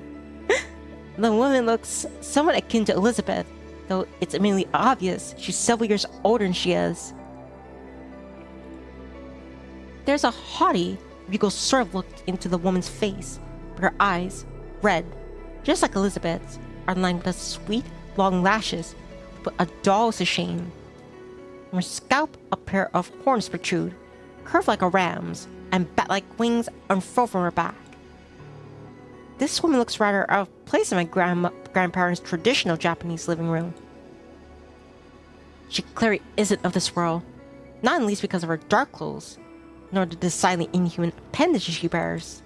There's something about her aura itself, the character, I suppose you could say, she emanates simply by standing, which sets her apart from us ordinary humans. Even if I hadn't previous experience with denizens of the demon realm, I think I'd be able to guess at her true nature. It's obvious that she isn't an ordinary human. She practically seems to exude power, and all she's doing is standing there. There's no two ways about it. She really must be a demon. Her presence is overwhelming, and I almost feel like I should bow at her feet. It's bizarre that my grandma feels so comfortable around her. I'd be afraid of this woman, I think, if I hadn't been expecting her already, if I didn't already know who she is. You're, Miss Kaneza. Mrs. Kaneza. I take it? Indeed, I am. I'm glad that you know of me already, boy. I take it that my daughter has told you of me. A little, I suppose. A little? Kaneza raises an eyebrow. Well, I suppose a little is better than not at all. Perhaps I ought to be flattered. Oh my goodness! Nene, who's been sitting at the table stunned since Kanda's sudden arrival, finally manages to choke out. I can't believe it. There's a demon in our dining room. A real demon. This is a truly momentous occasion. Hey. I'm a real demon too. In case you have forgotten, I have the horns and wings to prove it too. Oh, I know that. And truly, this dark one means no offense. But this Mrs. Kandaza, your mother, did you say she is? That's right. The power she exudes is, you must forgive your saying, far greater than that of your own. Why, all the fine hairs on my back of the neck are starting to stand up. Ew, gross. Don't need to tell us every grisly detail. Isn't that rude to our guests? It is. Certainly, it's rude to Elizabeth. Nobody likes to be compared to the mother. Well, it's fine. I'm used to it. Everyone compares you to my mother. She's much more powerful than I am, after all. It is a bit dispiriting. However, the number difference between us are very pronounced. Even humans can detect it. It's a little noticeable, I suppose. A little, or little. Elizabeth looks at me sorrowfully, the eyes of an abandoned puppy. You don't think any less of me now, do you, Taiki? Of course not. You're still Alyssa, no matter what. That will never change. Yes, indeed, your mother's powers may be more potent than your own, but thou hast been sterling company in thine own right. I really admire and respect you, Alyssa. Me too. You're really nice. Thank you. I suppose I feel somewhat better. My apologies. I didn't mean to upstage you while you were saying farewell, Alyssa. I hope you can forgive me. Farewell? Reza blinks. Does that mean you're really going to leave, Ellie? She is indeed. Please do not despair. With some luck, it should not be the last time you see her. Kanisa pats the top of Riza's head consolingly. Despite being a scary demon, I guess she still is a mother, and turns her gaze to my grandparents. Now then. My grandma is still smiling, while my grandpa, in his surprise, has let his newspaper fall to the floor. His hands are still aloft in the air, though not gripping anything anymore. It's good to see you both, Shizuke, Makiko. I fear it has not been quite some time. Why, yes, indeed it has. I've been wondering how you've been getting on for many years. It's been a long, long time, yet you scarcely a day over 30. 30, is it? I was hoping you might say 25. I have been taking good care of myself. Indeed you have. Shizusuke and I have turned to prunes, I'm afraid, over the years. But your skin is still incredibly smooth. Why, I don't even see any gray hairs. Well, I hope not. In demonic terms, I'm not very old. Time flows differently, you must recall, between my world and your own. You do well not comparing me to you. Of course, I know that, but... Goodness me, it's rather surprising how healthy you look. This really is a surprise. A pleasant one, I hope. But of course. Now, would you sit down with us, Kansa? It really has been too long, just like Makiko said. Would you like something to eat? Something to drink, perhaps? We have plenty of green tea. I know you used to love my miso soup. You could get enough of it when you first came here.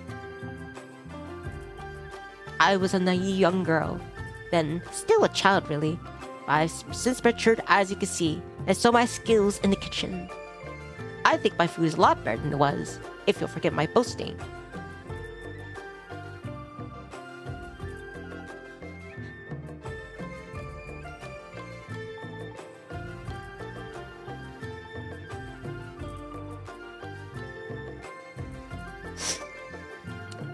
Sorry, I had to sneeze. That is very kind of you, but... Candace's eyes soften. She might be a tall, striking woman, with all the hotter of a queen. Cleopatra, maybe, but I can tell that she isn't a tyrant. Thanks, Jordan. She must be something of a sweetheart. She's probably a doting mother to boot. Is that where Elizabeth inherited her gentleness? I'm afraid I can't stay for long. My magic, powerful though it may be, is strong enough to sustain my physical body during an extended trip to the human realm. Not without a summoner to tether me. I only came here to collect my daughter. Partaking in your hospitality would only serve to worry me. However, well-meaning it might be. Although... I would like to try your miso soup again, Makiko. What a pity that is that I can't stay no longer. There's so much we have to catch up on. Indeed, there is. It's no matter, though. I can always put some food for you in a Tupperware box, if you'd rather. You can take it back to the demon realm with you. If you would, I'd be most obliged. Let me go and prepare everything then.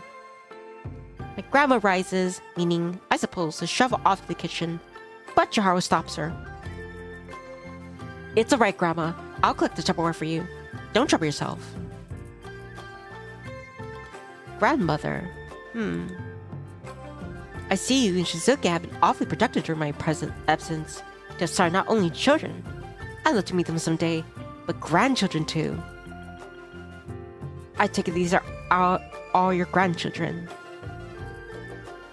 Oh no, Riz begins while clutching Flopsy. I think I may be afraid of Kanza, but my grandpa interjects. Yes, that's right. They're all our adorable grandchildren. We love every last one of them. Isn't that right, Makiko? Of course. They're our pride and joy. Huh? Even me? Especially you. You're nothing to worry about there, dear. And Flopsy? Do you love her too? Flopsy could be an honorary member of our family too. Is she like that? What do you think, Flopsy? Would you like that? Reza manipulates Flopsy's head, so she nods. Then he beams. She said she would.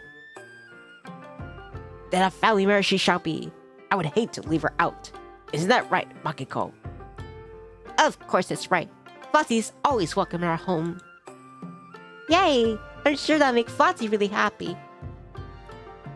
Kanza smiles at this, amused, while Chiharu returns from the kitchen, Tupperware box in hand. You have such a adorable family. I'm pleased for you. Why, thank you. None of this would ever be possible, however, if it wasn't for you. If you're not giving me the courage to confess, Shizuke would remain none the wiser to my feelings. I beg your pardon? Then it blinks, amused, while glancing between my grandparents. Mayhap this dark one expressed some minor powers we're hearing, but it sounded as though thou hast spoken of something incredible. Does our family owe a debt to a genuine demon? Yes, indeed. Our fates have been intertwined for a long time, since long before you were born, in fact. You wouldn't be sitting here, I wager, if it were for Kanza. We owe a lot to her. Incredible. This dark one always knew there was something unusual about my birth, but had been conceived owing to the machinations of a demon. Why, that is truly a wonder. My classes might have derided my dark powers, but surely they cannot scorn me now, not after I tell them the truth. Sure they can't. I roll my eyes. Good luck with that. I think Nivni might be getting a bit too ahead of herself there, but then again, what else is new?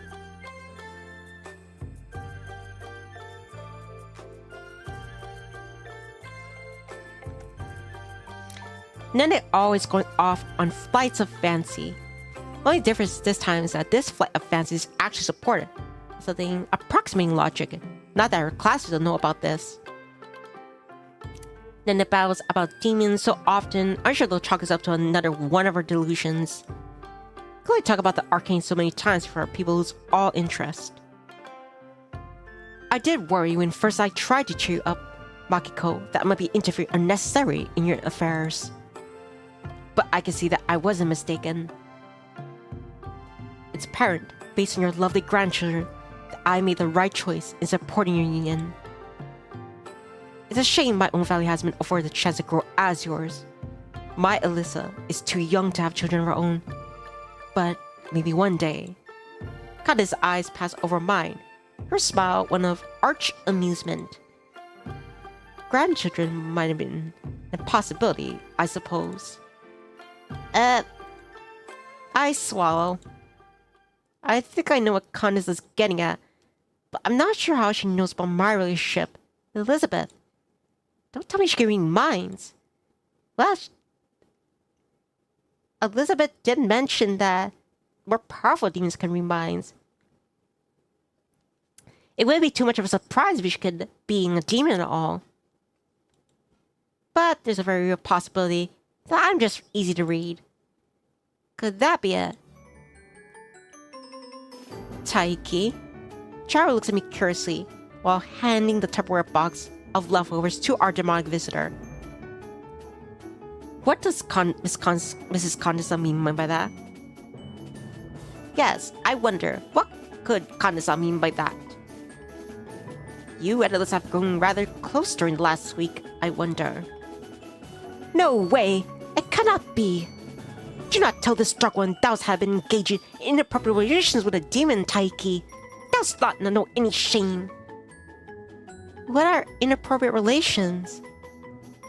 Nothing you need to worry about. But I want to know. I'm curious. Well, don't be curious. Nana's just being silly. There's nothing fishy going on between us, I swear. Isn't that right, Alyssa? Oh, I suppose that depends on what you mean by fishy. I don't think there's anything unusual about my feelings. Since I never felt this way about anyone before, I'm not sure. Taiki, don't tell me you and Elizabeth are really a couple. Well, that is... Caught out and horribly flustered, I can only flounder, at least, till Condesa begins to laugh. Condesa has to wipe literal tears of mirth from the corner of her eyes before she shakes her head. My apologies, my dear, for teasing you, but if you want to be my daughter's suitor, you must learn to reinforce that spine of yours. Not do palm her away upon a gutless man. My daughter is a beautiful jewel, and she does only the best. Do you not agree? Well, of course. Alyssa's very special to me, too. Then we're accord. Might be such a poor match for her after all, even if you are weak, and a feeble human. I remain cautiously optimistic as to your future union. But, for now, Condesa clutches the box containing my grandma's cooking to her chest, then looks at her daughter, askance. Really ought to be going. I cannot sustain my form for much longer, and I suppose the same can be said too of you, my dear. You're looking awfully peaky. I suppose I do feel a bit under the weather. Yes. I would like to stay here longer, if I could. No, I would love to. Yet, circumstances prevent me from remaining. I have to go now, for the sake of my own health. But... Elizabeth lets her eyes sweep across the dining table, and demurely, she bows her head to all of us in turn. Thank you, everybody, for making me so very welcome. I've had a wonderful time, and it wouldn't have been possible if it weren't for you.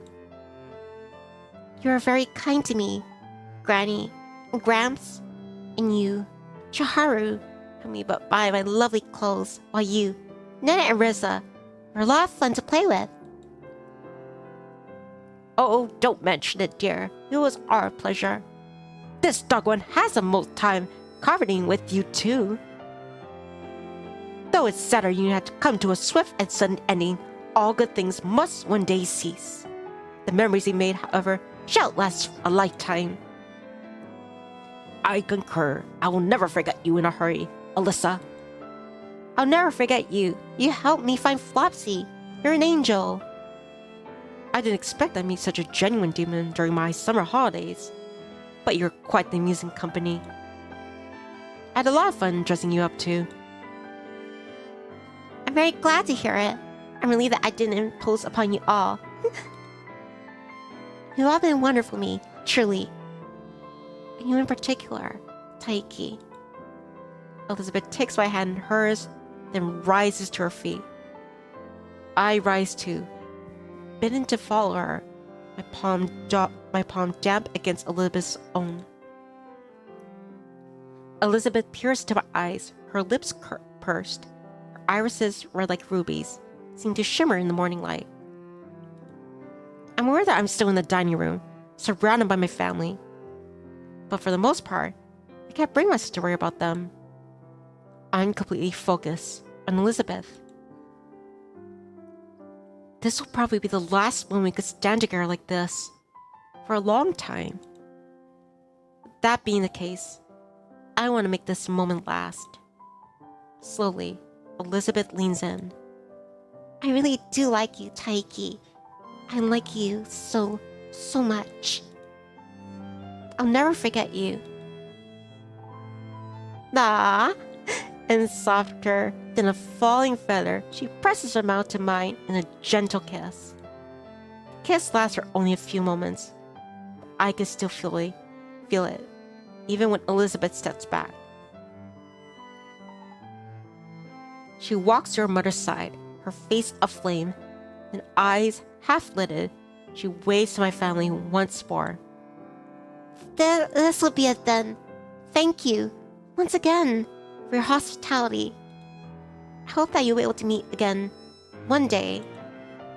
But until that day comes, Elizabeth bows her head. I'm truly thankful that I met you. Elizabeth turns to her mother.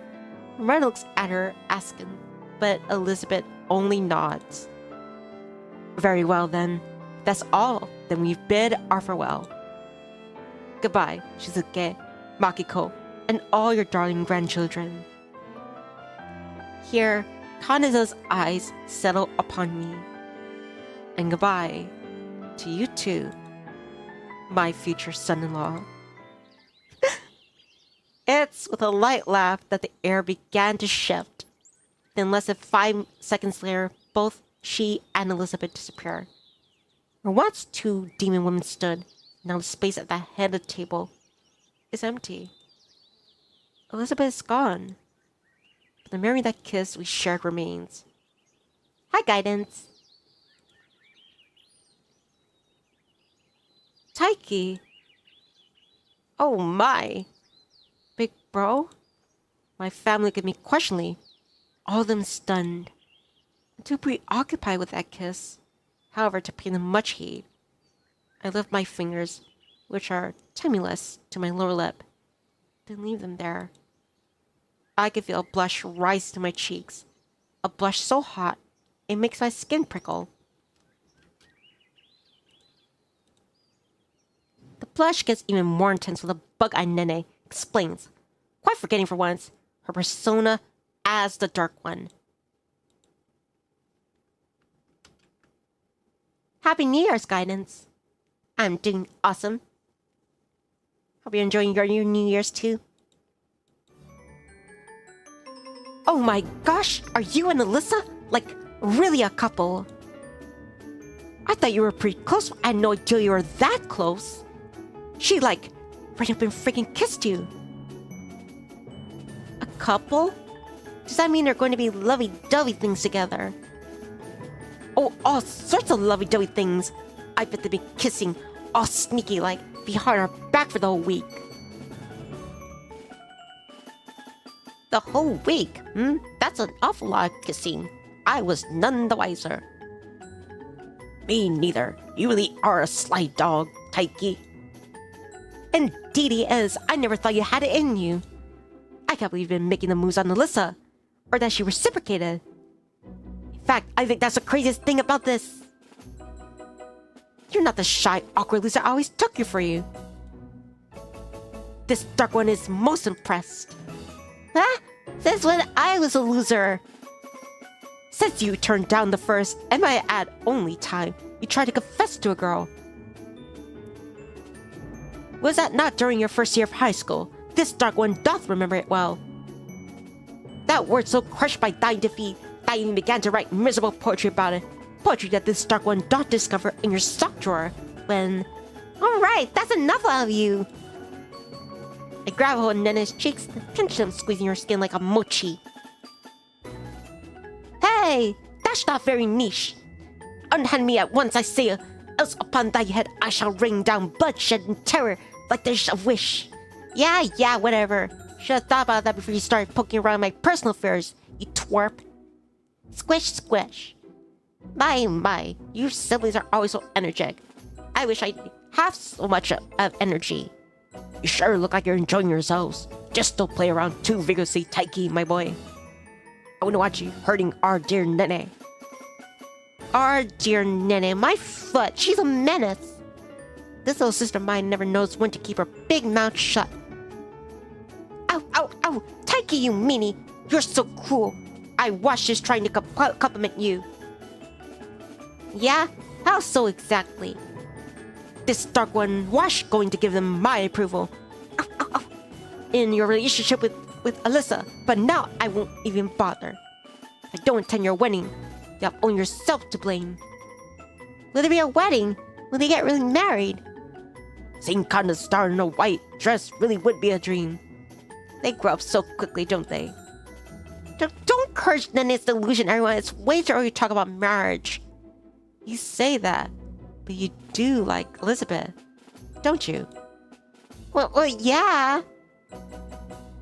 I let my hands fall for Nini's cheeks and frown.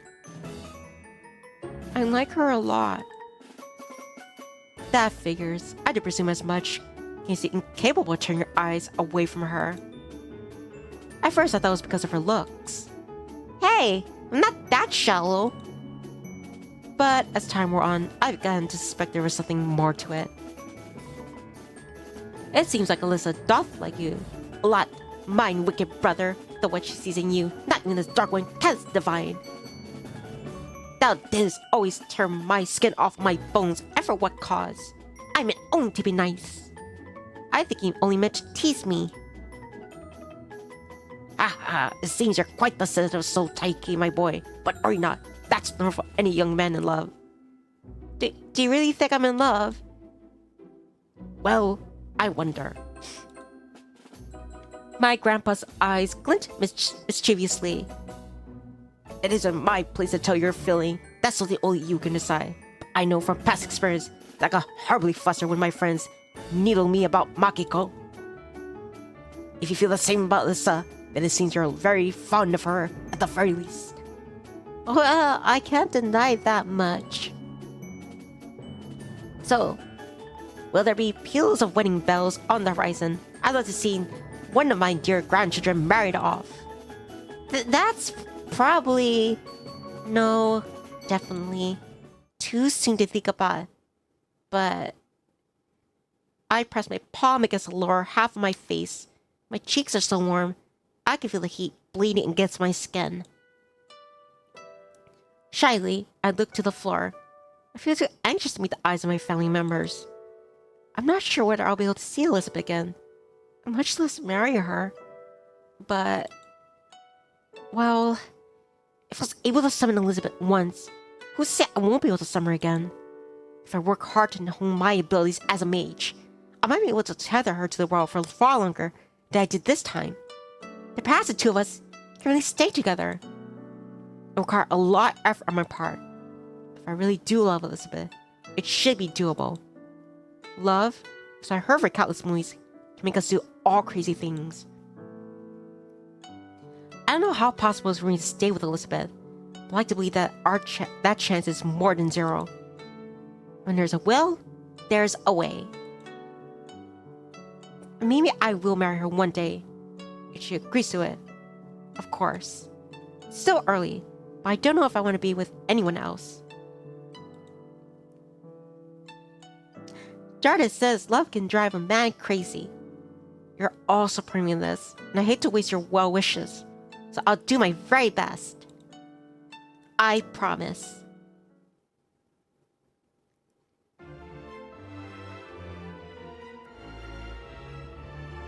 The last day. Gone, but not forgotten. Let's meet again.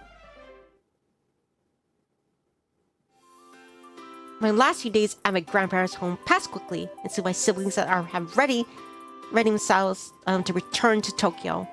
My parents come to pick us up 3 days after Elizabeth leaves, both of them smiling and faintly suntanned after a romantic holiday abroad. Our parents ask us while we're driving back if anything interesting happened during the week they were away. Question that Nene answers with an arch. Oh yes, something interesting did that happen. Thou cannot know of this, given how sudden he had been of the subject, but mine older brother had become most intimately engaged with a fair maiden during the last week. A fair maiden? Dad grins as he watches me in the rearview mirror. Did you meet a nice girl then, Taiki? Well, She was very nice. She was a positive angel, in fact, despite the contradictions inherent in such an appellation. know what appellation is. Ellie was very nice. I liked her a lot. She cleaned up my knee when I hurt it, and she even found Flossie for me. She's the best. Ellie? That is like a Japanese to me. I presume she wasn't a local. She was... I paused for a few moments, stuck for words before hitting up a vaguely probable excuse. Visiting relatives for the summer holidays. Like me. That's not a total lie. Elizabeth really was visiting relatives. In a sense. Her family certainly have a bond with By, though they're not bond, of course, by blood.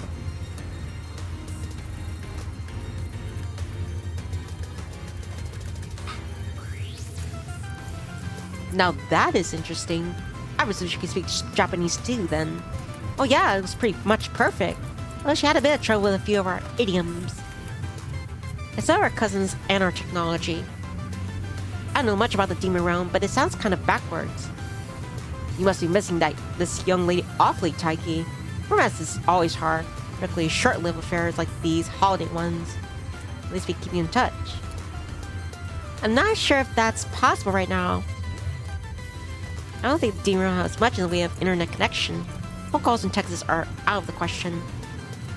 We did plan to see one again. Yeah. Well, I just hope for your sake, things don't fall through. Me too. I want to see Ellie again. So do I. I'm sure there are far more ergoting techniques that she might still show me. Is this Ellie good at origami? She is, yes. She's an undisputed genius, in fact. It's much more for me to learn while I search under her tutelage. It was a surprising amount of fun. I suppose I wouldn't mind going clothes shopping with her again, either. She's quite a challenge to style, given her unusual figure. Now, that's a black way to say she has huge tits, if I ever heard one. But she has a pretty face. I believe she would look good in almost anything. And I like a mannequin to play with. How disconcerting. Nene shudders. You're making Alyssa sound like some kind of life-size doll. Is she not? Charlie raises an eyebrow. All pretty women are nothing but canvases for me to work my magic on. There's nothing I can enjoy more than administering makeovers. Administering? Nene pulls a face. That sounds like a nurse ready to prick an unexpected patient with a syringe. Well, you would think that. Your own fashion sense is dire. It is not. Yes, it is. No, it isn't. It most certainly is. Why you? Alright, girls, let's settle down. We're on a long journey ahead of us, and we're all tired. Must argue you could do it later, when we're back home. As for me, I'd like to hear more about your lady love, Taiki. What country did she come from exactly? What language did she speak? And what did she look like? I gather based on what Chiharu said that she's quite the pretty thing. Well, about that, I told my parents as much as I can about me with Elizabeth, though I don't tell her the truth about her demonic origins. I doubt my parents will believe that. They aren't as open-minded as my grandpa, and if they did believe me, they only invite more questions. I had to tell them the truth about Elizabeth at some point, of course. They really do get married, and that's a big if, but it seems like too much effort now. I paused during my narration to yawn. I didn't get much sleep last night. I was busy packing away my things, and I am pretty tired. Feeling the rumblings of the car tires against the road serves only to heighten my fatigue. My eyelids feel leaden. I feel like I could fall asleep at any given moment. Worried though I am, thoughts of Elizabeth come to flicker through my mind. I've had ample time, alone with her, to think about my real feelings, and now I feel more decided than ever before. I really do like her. I must. Otherwise, she would be on my mind so incessantly. I want to see her again. I'm sure in time, I will see her again. I'll make sure of it. I love Elizabeth, after all, and I don't think that will ever change.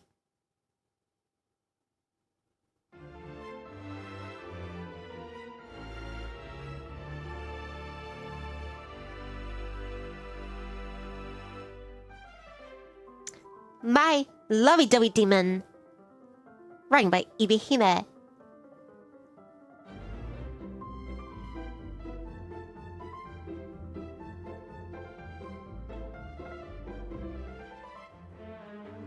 Well, I gotta say, I enjoyed that very much, Chirps. I'm glad we finally finished it. See? One of my New Year's resolutions. Finish something. Joris is going to make part 2 for this game. Absolutely. I want to see Taiki and Elizabeth get together. I wonder if there's anything else in the end credits. Like an after credit scene.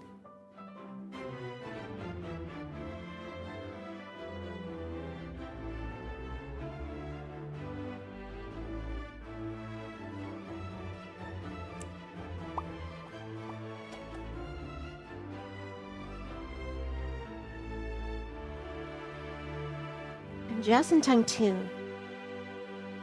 Thank you for playing.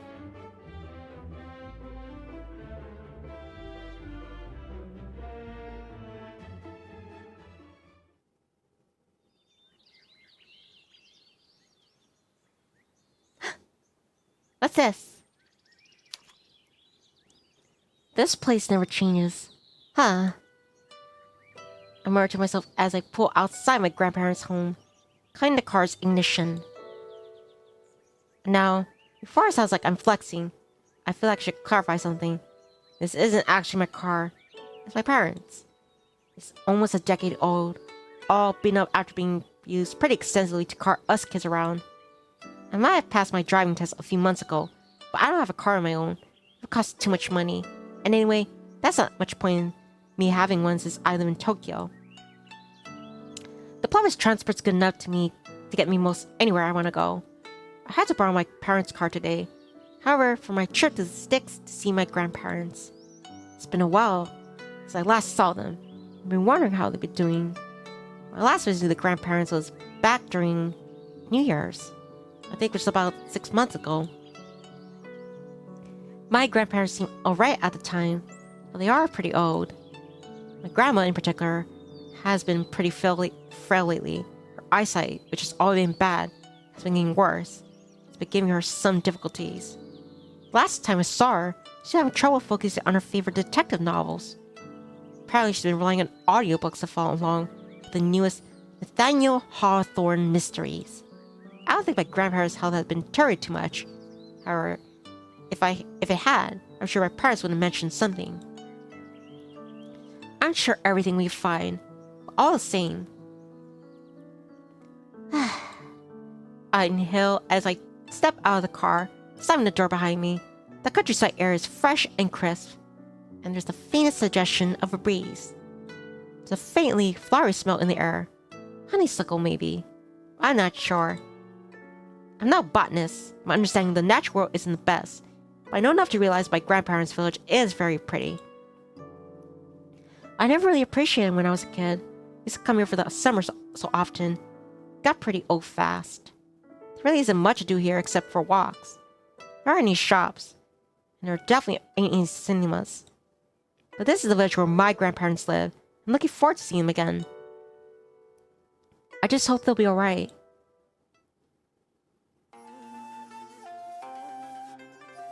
Taiki, it's good to see you again, my boy. How's life been treating you? Yes, we're just more curious. You have to tell us everything you've been up to. But first, would you like a cup of tea, dear? Tea sounds good, thanks. I can pour it myself, though. Do you want me to... Oh no, don't worry about me. Just sit yourself down and get comfortable. Yes, that's right. Might be getting on in years, but I'm not too old so I can pour my own grandson a nice cup of freshly brewed sencha. Here you go. My grandma pours a cup of tea for me with surprising dexterity, given her age, then passes it to me. Tea is a pale green color, and steam exudes from its surface. It smells pleasant, rich, and earthy. After a long drive, my grandparents live about 4 hours away from Tokyo. This should help rejuvenate me. I take a sip, ling, percolate. Since it's so hot, it makes my tongue tingle. It isn't all that unpleasant though. Are you enjoying that, dear? Yes, thank you. It's very refreshing. I'm glad to hear it. My grandma beams and settles herself back down at the table after pouring herself a cup. Now, what are you being up to? I want to know everything. Everything? Huh? I smiled contemplatively, all while nursing my cup of freshly poured tea between my palms. That might be a tall order. I don't know if I can remember every little detail. Most of it's pretty uninteresting.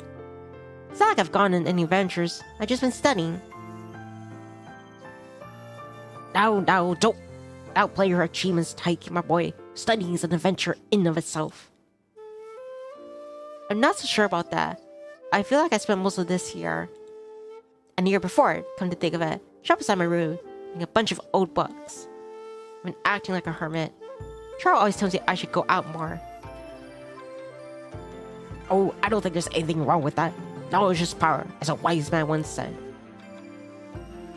It's through reading these old books we're better able to learn about the world around us, and the more we know about the world, the more we're able to do in it. If you want to make any meaningful changes, a good education is paramount. I don't know if I want to make any meaningful changes exactly. I'm not aiming to be a politician here. That's probably for the best. It sounds like quite the stressful job. I wouldn't want you burning yourself unduly, dear. What is it you do want to do, though? Do you have any plans? You finished with university now, haven't you? I guess I have. That's a weird thought, though. I was plugging away for the last 4 years. And like a good little boy, this chapter in my life is finally over. I finished my course and was able to graduate with a pretty good grade. I was at top of my class, but I wasn't at the bottom either. I think I did pretty well for myself, all things considered, especially when my attention has been so diverted towards another branch of study divorced from academia. Well, I was in my graduation ceremony a few months ago. I'm still not sure what I want to do. I took more shifts at Petit Jardin since finishing uni. I'm just scraping by, not getting that much money. I think I need to start applying to some office jobs, but it sounds like a drag. I don't know what I really want to do either. Actually, I was thinking I might take a leaf out of your book, Grandma. My book? My grandma blinks owlishly behind the lenses of her glasses, her head tilted. What do you mean by that, Taiki? Well, I like cooking and cleaning more than I like the thought of sitting at some desk for hours and crunching numbers. I think I'm better suited to being a housewife than a salaryman. Or a house husband. Is that the right term? A house husband. My grandma chuckles and shakes her head. That seems like a waste of your abilities, Taiki, when you just graduated with a degree in economics. I'd tell you to be more ambitious, but, well, I won't deny that you are a very good cook. Do you really think so? Of course I do. You're a real lifesaver over New Year's. In fact, your rice cake soup was delicious. And so was your pickled lotus root. Oh yes, your lotus root was simply delectable. Not even Makiko here can get it so perfectly crisp and crunchy. The seasoning was to die for. You say that, but Nene turned her nose up at it. She looked at it like it was diseased. She refused to even take a single bite. It was her loss. That just meant there was more delicious lotus root for the rest of us. You know you did a good job, dear, even when the rest ate most of his food. I thought he'd pick up the candied sweet potatoes and be done with it. He ate all his lotus root and all his turnips too. That's how you know you're gifted. Well, thanks. It's nice to know my culinary efforts are appreciated. I have been working pretty hard on expanding my repertoire of dishes. I've always been an average to decent cook. I used to prepare my own lunches back in high school and everything. But since starting university, I decided to up the ante. I didn't have any particular illusions about being able to compete with my grandma. Her cooking really is delicious. I wanted to get a few more techniques under my belt. That was in part because I had gotten bored of eating ginger chicken and rolled egg omelets all the time. But I also had an ulterior motive.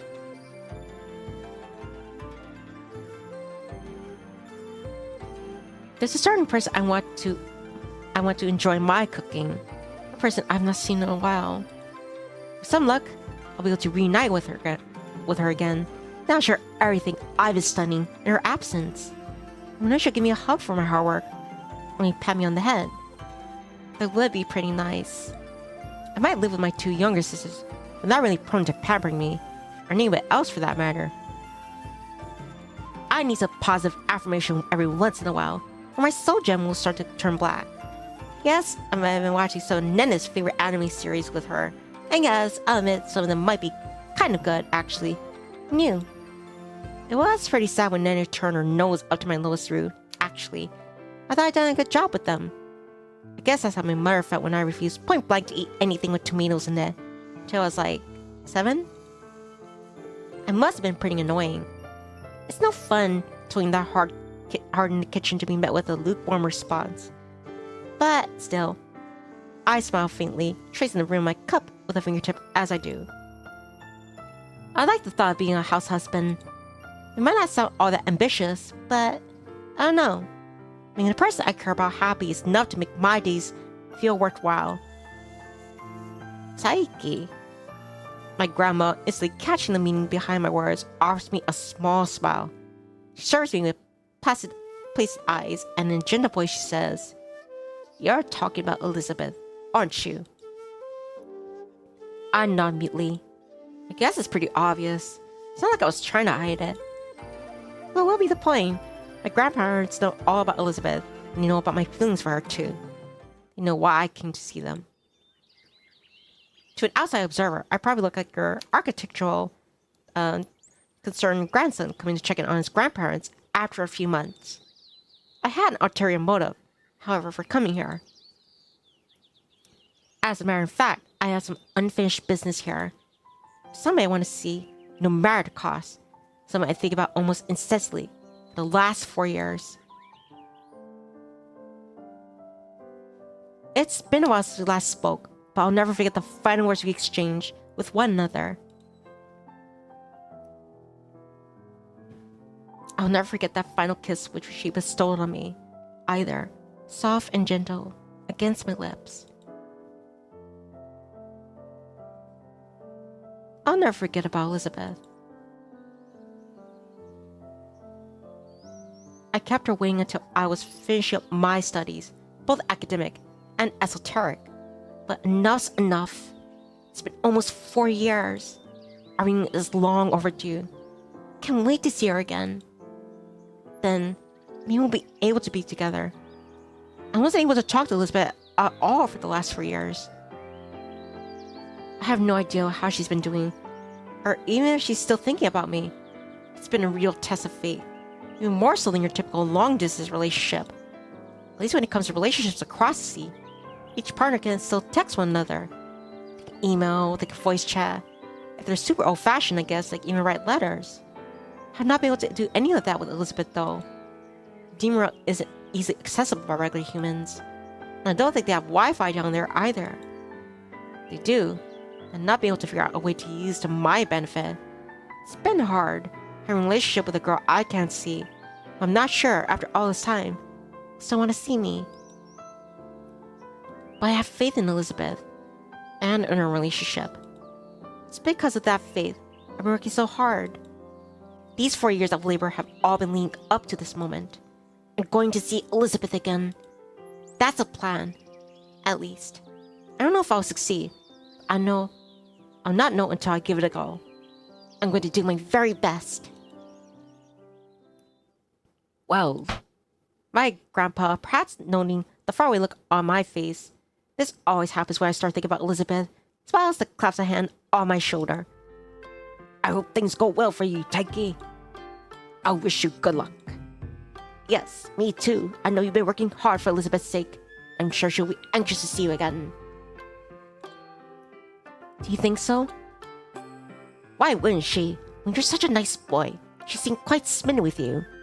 If something similar goes well, you might have to start planning for another ceremony soon, in fact. Another ceremony? I blink.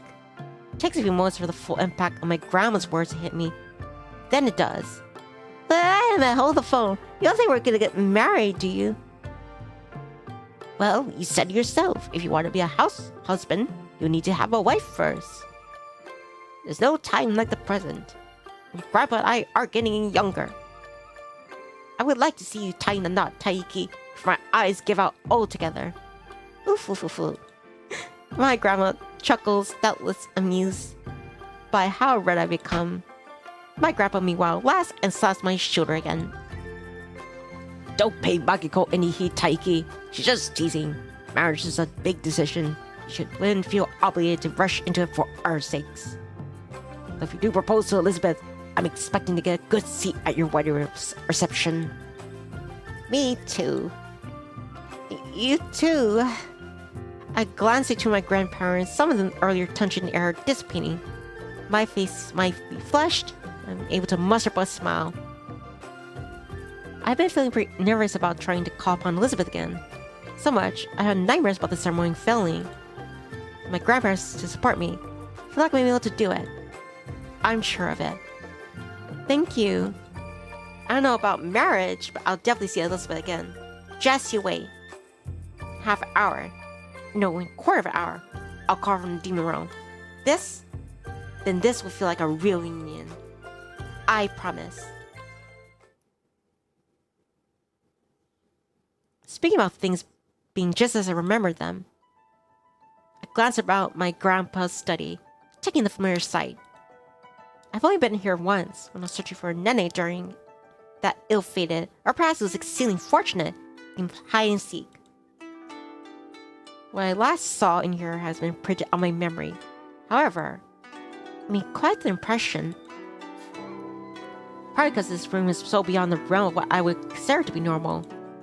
This is a room you expect to find in a serial killer's home, not an otherwise entirely normal residence of an elderly Japanese couple. Almost every available surface is filled with bookcases, towering constructions which stretch to the ceiling. These bookcases are, of course, filled to the brim with books. There's so many of them, looking at them is making my head spin. How long would it take to read all of these? I have no idea. There's desk pressed against the back of the room, just heaped with even more books, an ancient typewriter, a few candles, and what seems to be a human skull. When I first saw the macabre specimen, I wondered whether it was genuine. I hoped it was just a prop like something you might find in a box tucked away in a storage cupboard in a high school drama classroom, but I'm less certain. Like my grandpa and his hobbies, I wouldn't be surprised if it was real. Maybe it isn't a genuine bona fide human skull, but it's called something humanoid, say an ape or a chimpanzee. I don't know if that makes you feel any better though. I shudder, then glance away. Unfortunately, the sky isn't so considerate. I still feel its empty, eyeless sockets boring to me, deep and dark, like swamps. Ugh, this place really is creepy. It doesn't help that it's so dark in here either. My grandpa's study does have windows, but the curtains are always drawn. They're pretty thick curtains too, so they blot out almost all the light, giving this place a subterranean sort of feeling. Grandpa always keeps the windows in here closed, the curtains drawn to protect his precious collection of tomes from light. As such, it smells pretty fussy in here, like age-old incense and dust. Makes me feel like I'm wandering around inside some deep, dark, cavernous cave. Cave that's full of ancient grimoires, that is. I'm starting to get the chills, and I'm not even started invocation ceremony yet. I need to get my act together. It's alright, Taiki. You've done this once before. Just need to do it again. How hard can it be? You've been reading lots of creepy old books yourself, preparing for this for years.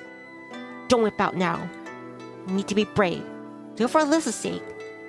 Otherwise, you'll never become her daunting house husband and never get to serve her candied sweet potatoes. I'm actually worried that I must sound like a madman, wondering all this to myself. This whole situation is mad. That doesn't bother me as much as it maybe should. My life was flipped upside down when I met Elizabeth. Everything I thought I knew about reality was upended. My brain expanded.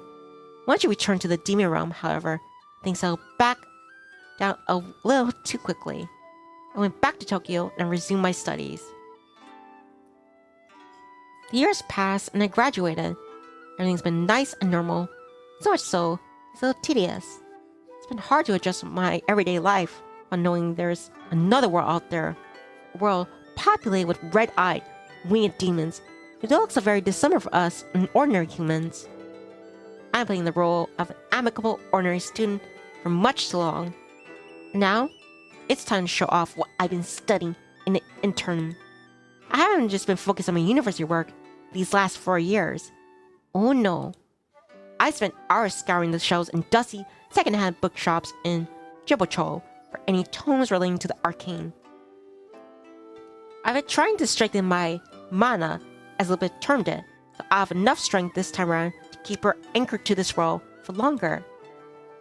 I don't really know how one goes about training one's mana. I still find it hard to believe something so unscientific even exists, actually.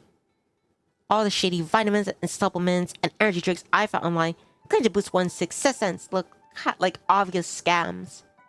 I decided to forego all these dodgy offers, rejecting my efforts instead to perusing through the pages of equally dodgy old books.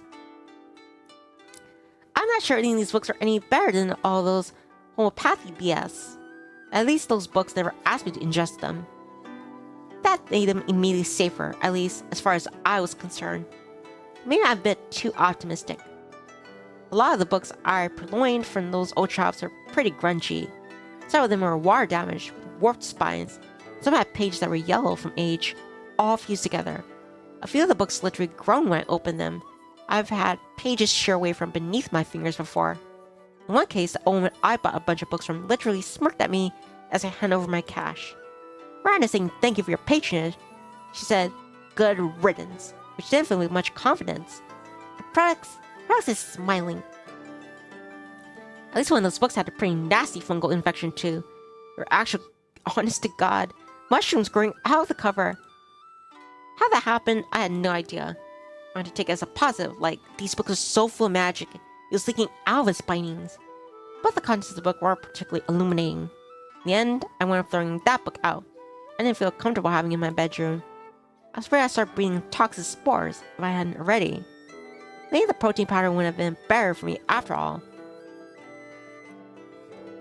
Well, whatever. I did everything I could to increase the success of this ritual. Now I need to put my findings to good use. I glanced down at the floor. It says Tommy, just like the living room. Though this tatami is stained. It's hard to pick out in the gray teal, given it's so dark. I can see a faint circle drawn on the floor. A circle with 5-pointed star inside it. It's a pentacle. This takes me back. Like everything else in the room, it's pretty nostalgic. When I first came to my grandfather's study, I saw Nene crouching over this mark, an ancient grimoire in hand. I scolded Nene for writing weird occultic symbols on the floor of Grandpa's study, but Nene was adamant that she hadn't done anything wrong. She told me that the outline and the shape had been there before. She stepped inside. All she'd done was touch it up. I guess I ought to follow in her footsteps. The pentacle has faded over the last few years. For what this ritual to go off without a hitch, I think I'll need to redraw it. I retrieve a brush and a pot of ink from my grandpa's desk, then bend down over the shape. The outline, though faded, is easy enough to follow. I sketch out the pentacle that then kneeled back, marring my handiwork. It's a bit wobbly. I mean, it doesn't matter. Well, it is Alyssa I'm trying to summon. Can't imagine she's too much of a stickler for little details. In fact, I frown. The pentacle's too neat and tidy. I went up summoning a super serious demon instead. A pretty huge disaster. I wonder, was I able to summon Alyssa in the first place because the pentacle's all crooked? Now, if there's a thought, so Alyssa's been pretty clumsy, it stands to reason she would have more affinity with a clumsily drawn summoning circle. But that's just speculation. I need to get a move on. Time's wasting. What do I do next? Oh yes, the candles. To be part of summoning any demon. I deposit the purloined ink brush back into my grandparents' desk, then merge around for the candles. Thankfully, it doesn't take me long to find them. Or a lighter, for that matter. I set the candles up on each point of the star inside the pentacle, and all light them. The lighter works well, despite being cheap and made of plastic. The candles spark into life instantly. It feels kind of weird actually using a lighter like this in a ritual to summon a demon from another world. I guess it ruins the mysticism. I feel like I should be using a lighted splint instead, bringing a torch for a medieval castle. This is the sort of lighter you could buy from any convenience store, however. It's kind of a cicada shell, and it's really light. It's no wonder Nivni was able to get this ritual set up. It's child play, really. I don't even need to sacrifice any animals, nor finches. Not that I want to, of course. I'd really rather not go chasing around the neighborhood, abducting cats for my wicked deeds. But jeez. The idea of at least wring the neck of a rooster. I may cut my own wrist. That would probably put Alyssa off, though. I know she feels faint at the sight of blood. I smiled to myself as I light the last candle, watches the wick spark to life in my grandpa's dingy study. For a demon, Alyssa's not very demonic. I guess sort of ritual suits her. I don't want to know what cosmic horrors I might summon if I had happened to cut myself when I was invoking her. With the pentacle newly drawn and candles lit, I set the cheapo lighter to one side. Then, I get to my feet. I retrieve a book with a familiar spine from one of the shelves. It's the same book I caught Nivni reading out of, the book which I later used to call, rather unwillingly, upon Elizabeth. You think I have a hard time trying to locate one specific book amongst upon the shelves of like tomes, but that isn't the case. As before, I give a sort of magnetic connection, I guess, between myself and this particular book. It's almost like it's calling out to me. Maybe the magic imbued in this ancient tome is reacting positively to the mana in my own veins. Or something. I don't know exactly how it works. I may have the makings of a magus myself, but I'm in the dark about a lot of this hocus-pocus stuff. I'm not about to call myself a wizard. I've never been able to shoot sparks from my hands, but a shiver runs down my spine as I slide the book from the shelf. Temperature inside Grandpa's study, meanwhile, seems to drop by a few degrees. My teeth are starting to chatter. Gets any colder, I'm afraid I won't be able to complete the ritual properly. But no, I need to be more positive. I stand on the outskirts of the pentacle, taking care not to knock off the newly lit candles over. Suggest me or occultic ceremonies all huge fire hazards. Then I flip the book open. As if by magic, maybe it is magic, the book just so happens to open exactly the right page I wanted. Here it is. It's a chant for summoning a demon from the dark depths of hell, a chant which is intimately familiar to me. It was thanks to this chant that I was able to call upon Elizabeth. I mean to call upon her again now. I'm going to see her again. We'll be reunited. I'll talk about everything I've been doing the last 4 years. I'll tell her how much I missed her. Or she had changed at all. I doubt she looked too different. Time doesn't flow the same way in the demon world as it does here. For her, well, I've partied for her a little over a year. Does that mean I'll be older than her? That's a funny thought. I was a little put out when I found out she had a couple years on me, but I should have leveled the playing field. She'd mind that. She wanted to see me. I don't know. But I'll never find out if I did. Just standing here, I didn't. I need to stop getting distracted. There's no time to let my insecurity get the better of me. Look down at the book which is resting in my hand. I clear my throat. Then I begin to read.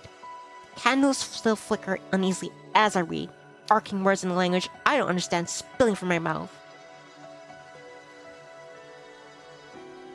Fog begins to fill the room, a thick, dense fog which curls about my legs. It slides up the hems of my trousers, chilling my ankles. The pages of the book in my hand start to flutter, stirred by a mysterious breeze. Just as before, when I first reach into another realm, the candles placed at the points of the pentacle gutter out. The room is plunged into darkness, a darkness so complete I can scarcely see a foot in front of my own face, let alone the pages of the grimoire I'm clutching. But though I can't see the text printed in the pages of that oak tome, I still continue to read. My voice doesn't waver. I recite the strange incantation as if it's is inscribed upon my very heart. The words flow from my mouth so naturally, so as I was born to do this. The air around me pulses, it throbs, then it thickens. I give you a curious change something inside of me. Blood hum inside of my veins. My stones, meanwhile, start to tingle. It feels like I'm being struck by lightning, but it doesn't hurt. I'm becoming something greater than myself.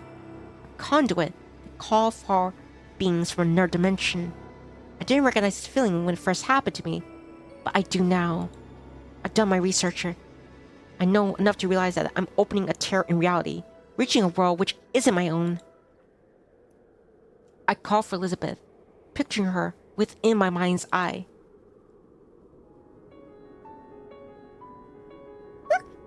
When I do, a shadowy silhouette takes shape with a sloppily drawn pentacle on the floor.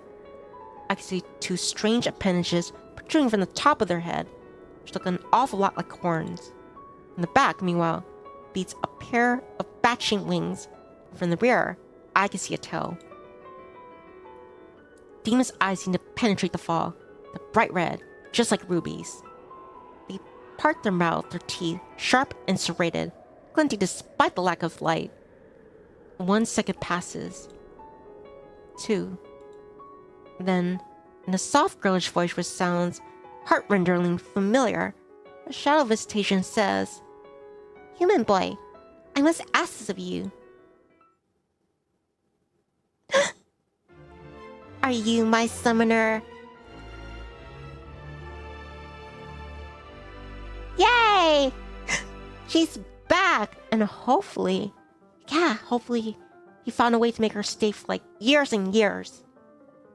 Well, that's it for me, Charps. Yeah, that is the end of my Lovey-Dovey Demon. It would be nice if there's a sequel, see when they get onto in their later years, or she stays forever. But yeah, Happy New Year's to everyone. Sorry, I read a little later than usual. I didn't know it would continue like that. But yeah, I gotta get ready for New Year's. Who knows? I might be on later for another stream. Who knows? I'll let you know. I'll post in the Discord and post on YouTube. George says, "Amazing job, Nipa." Thank you. But yeah, sorry if I seem a bit of a rush, but I don't want to be rushing to get ready. But yeah, there, Jordan. Products. Bravo. Javar. Awesome. Ghostwolf. Guidance. And to the rest of my church that couldn't make it. And any lurkers, I appreciate your time and company. I hope to see you next time. I don't know if it's going to be tonight or tomorrow. I'm definitely going to be all tomorrow. That I'm so happy about. Do more streaming. But yeah, take care, stay safe, stay nitty. I'll see all of you again. Bye everyone. And if I don't see you again, pleasant dreams. Blah.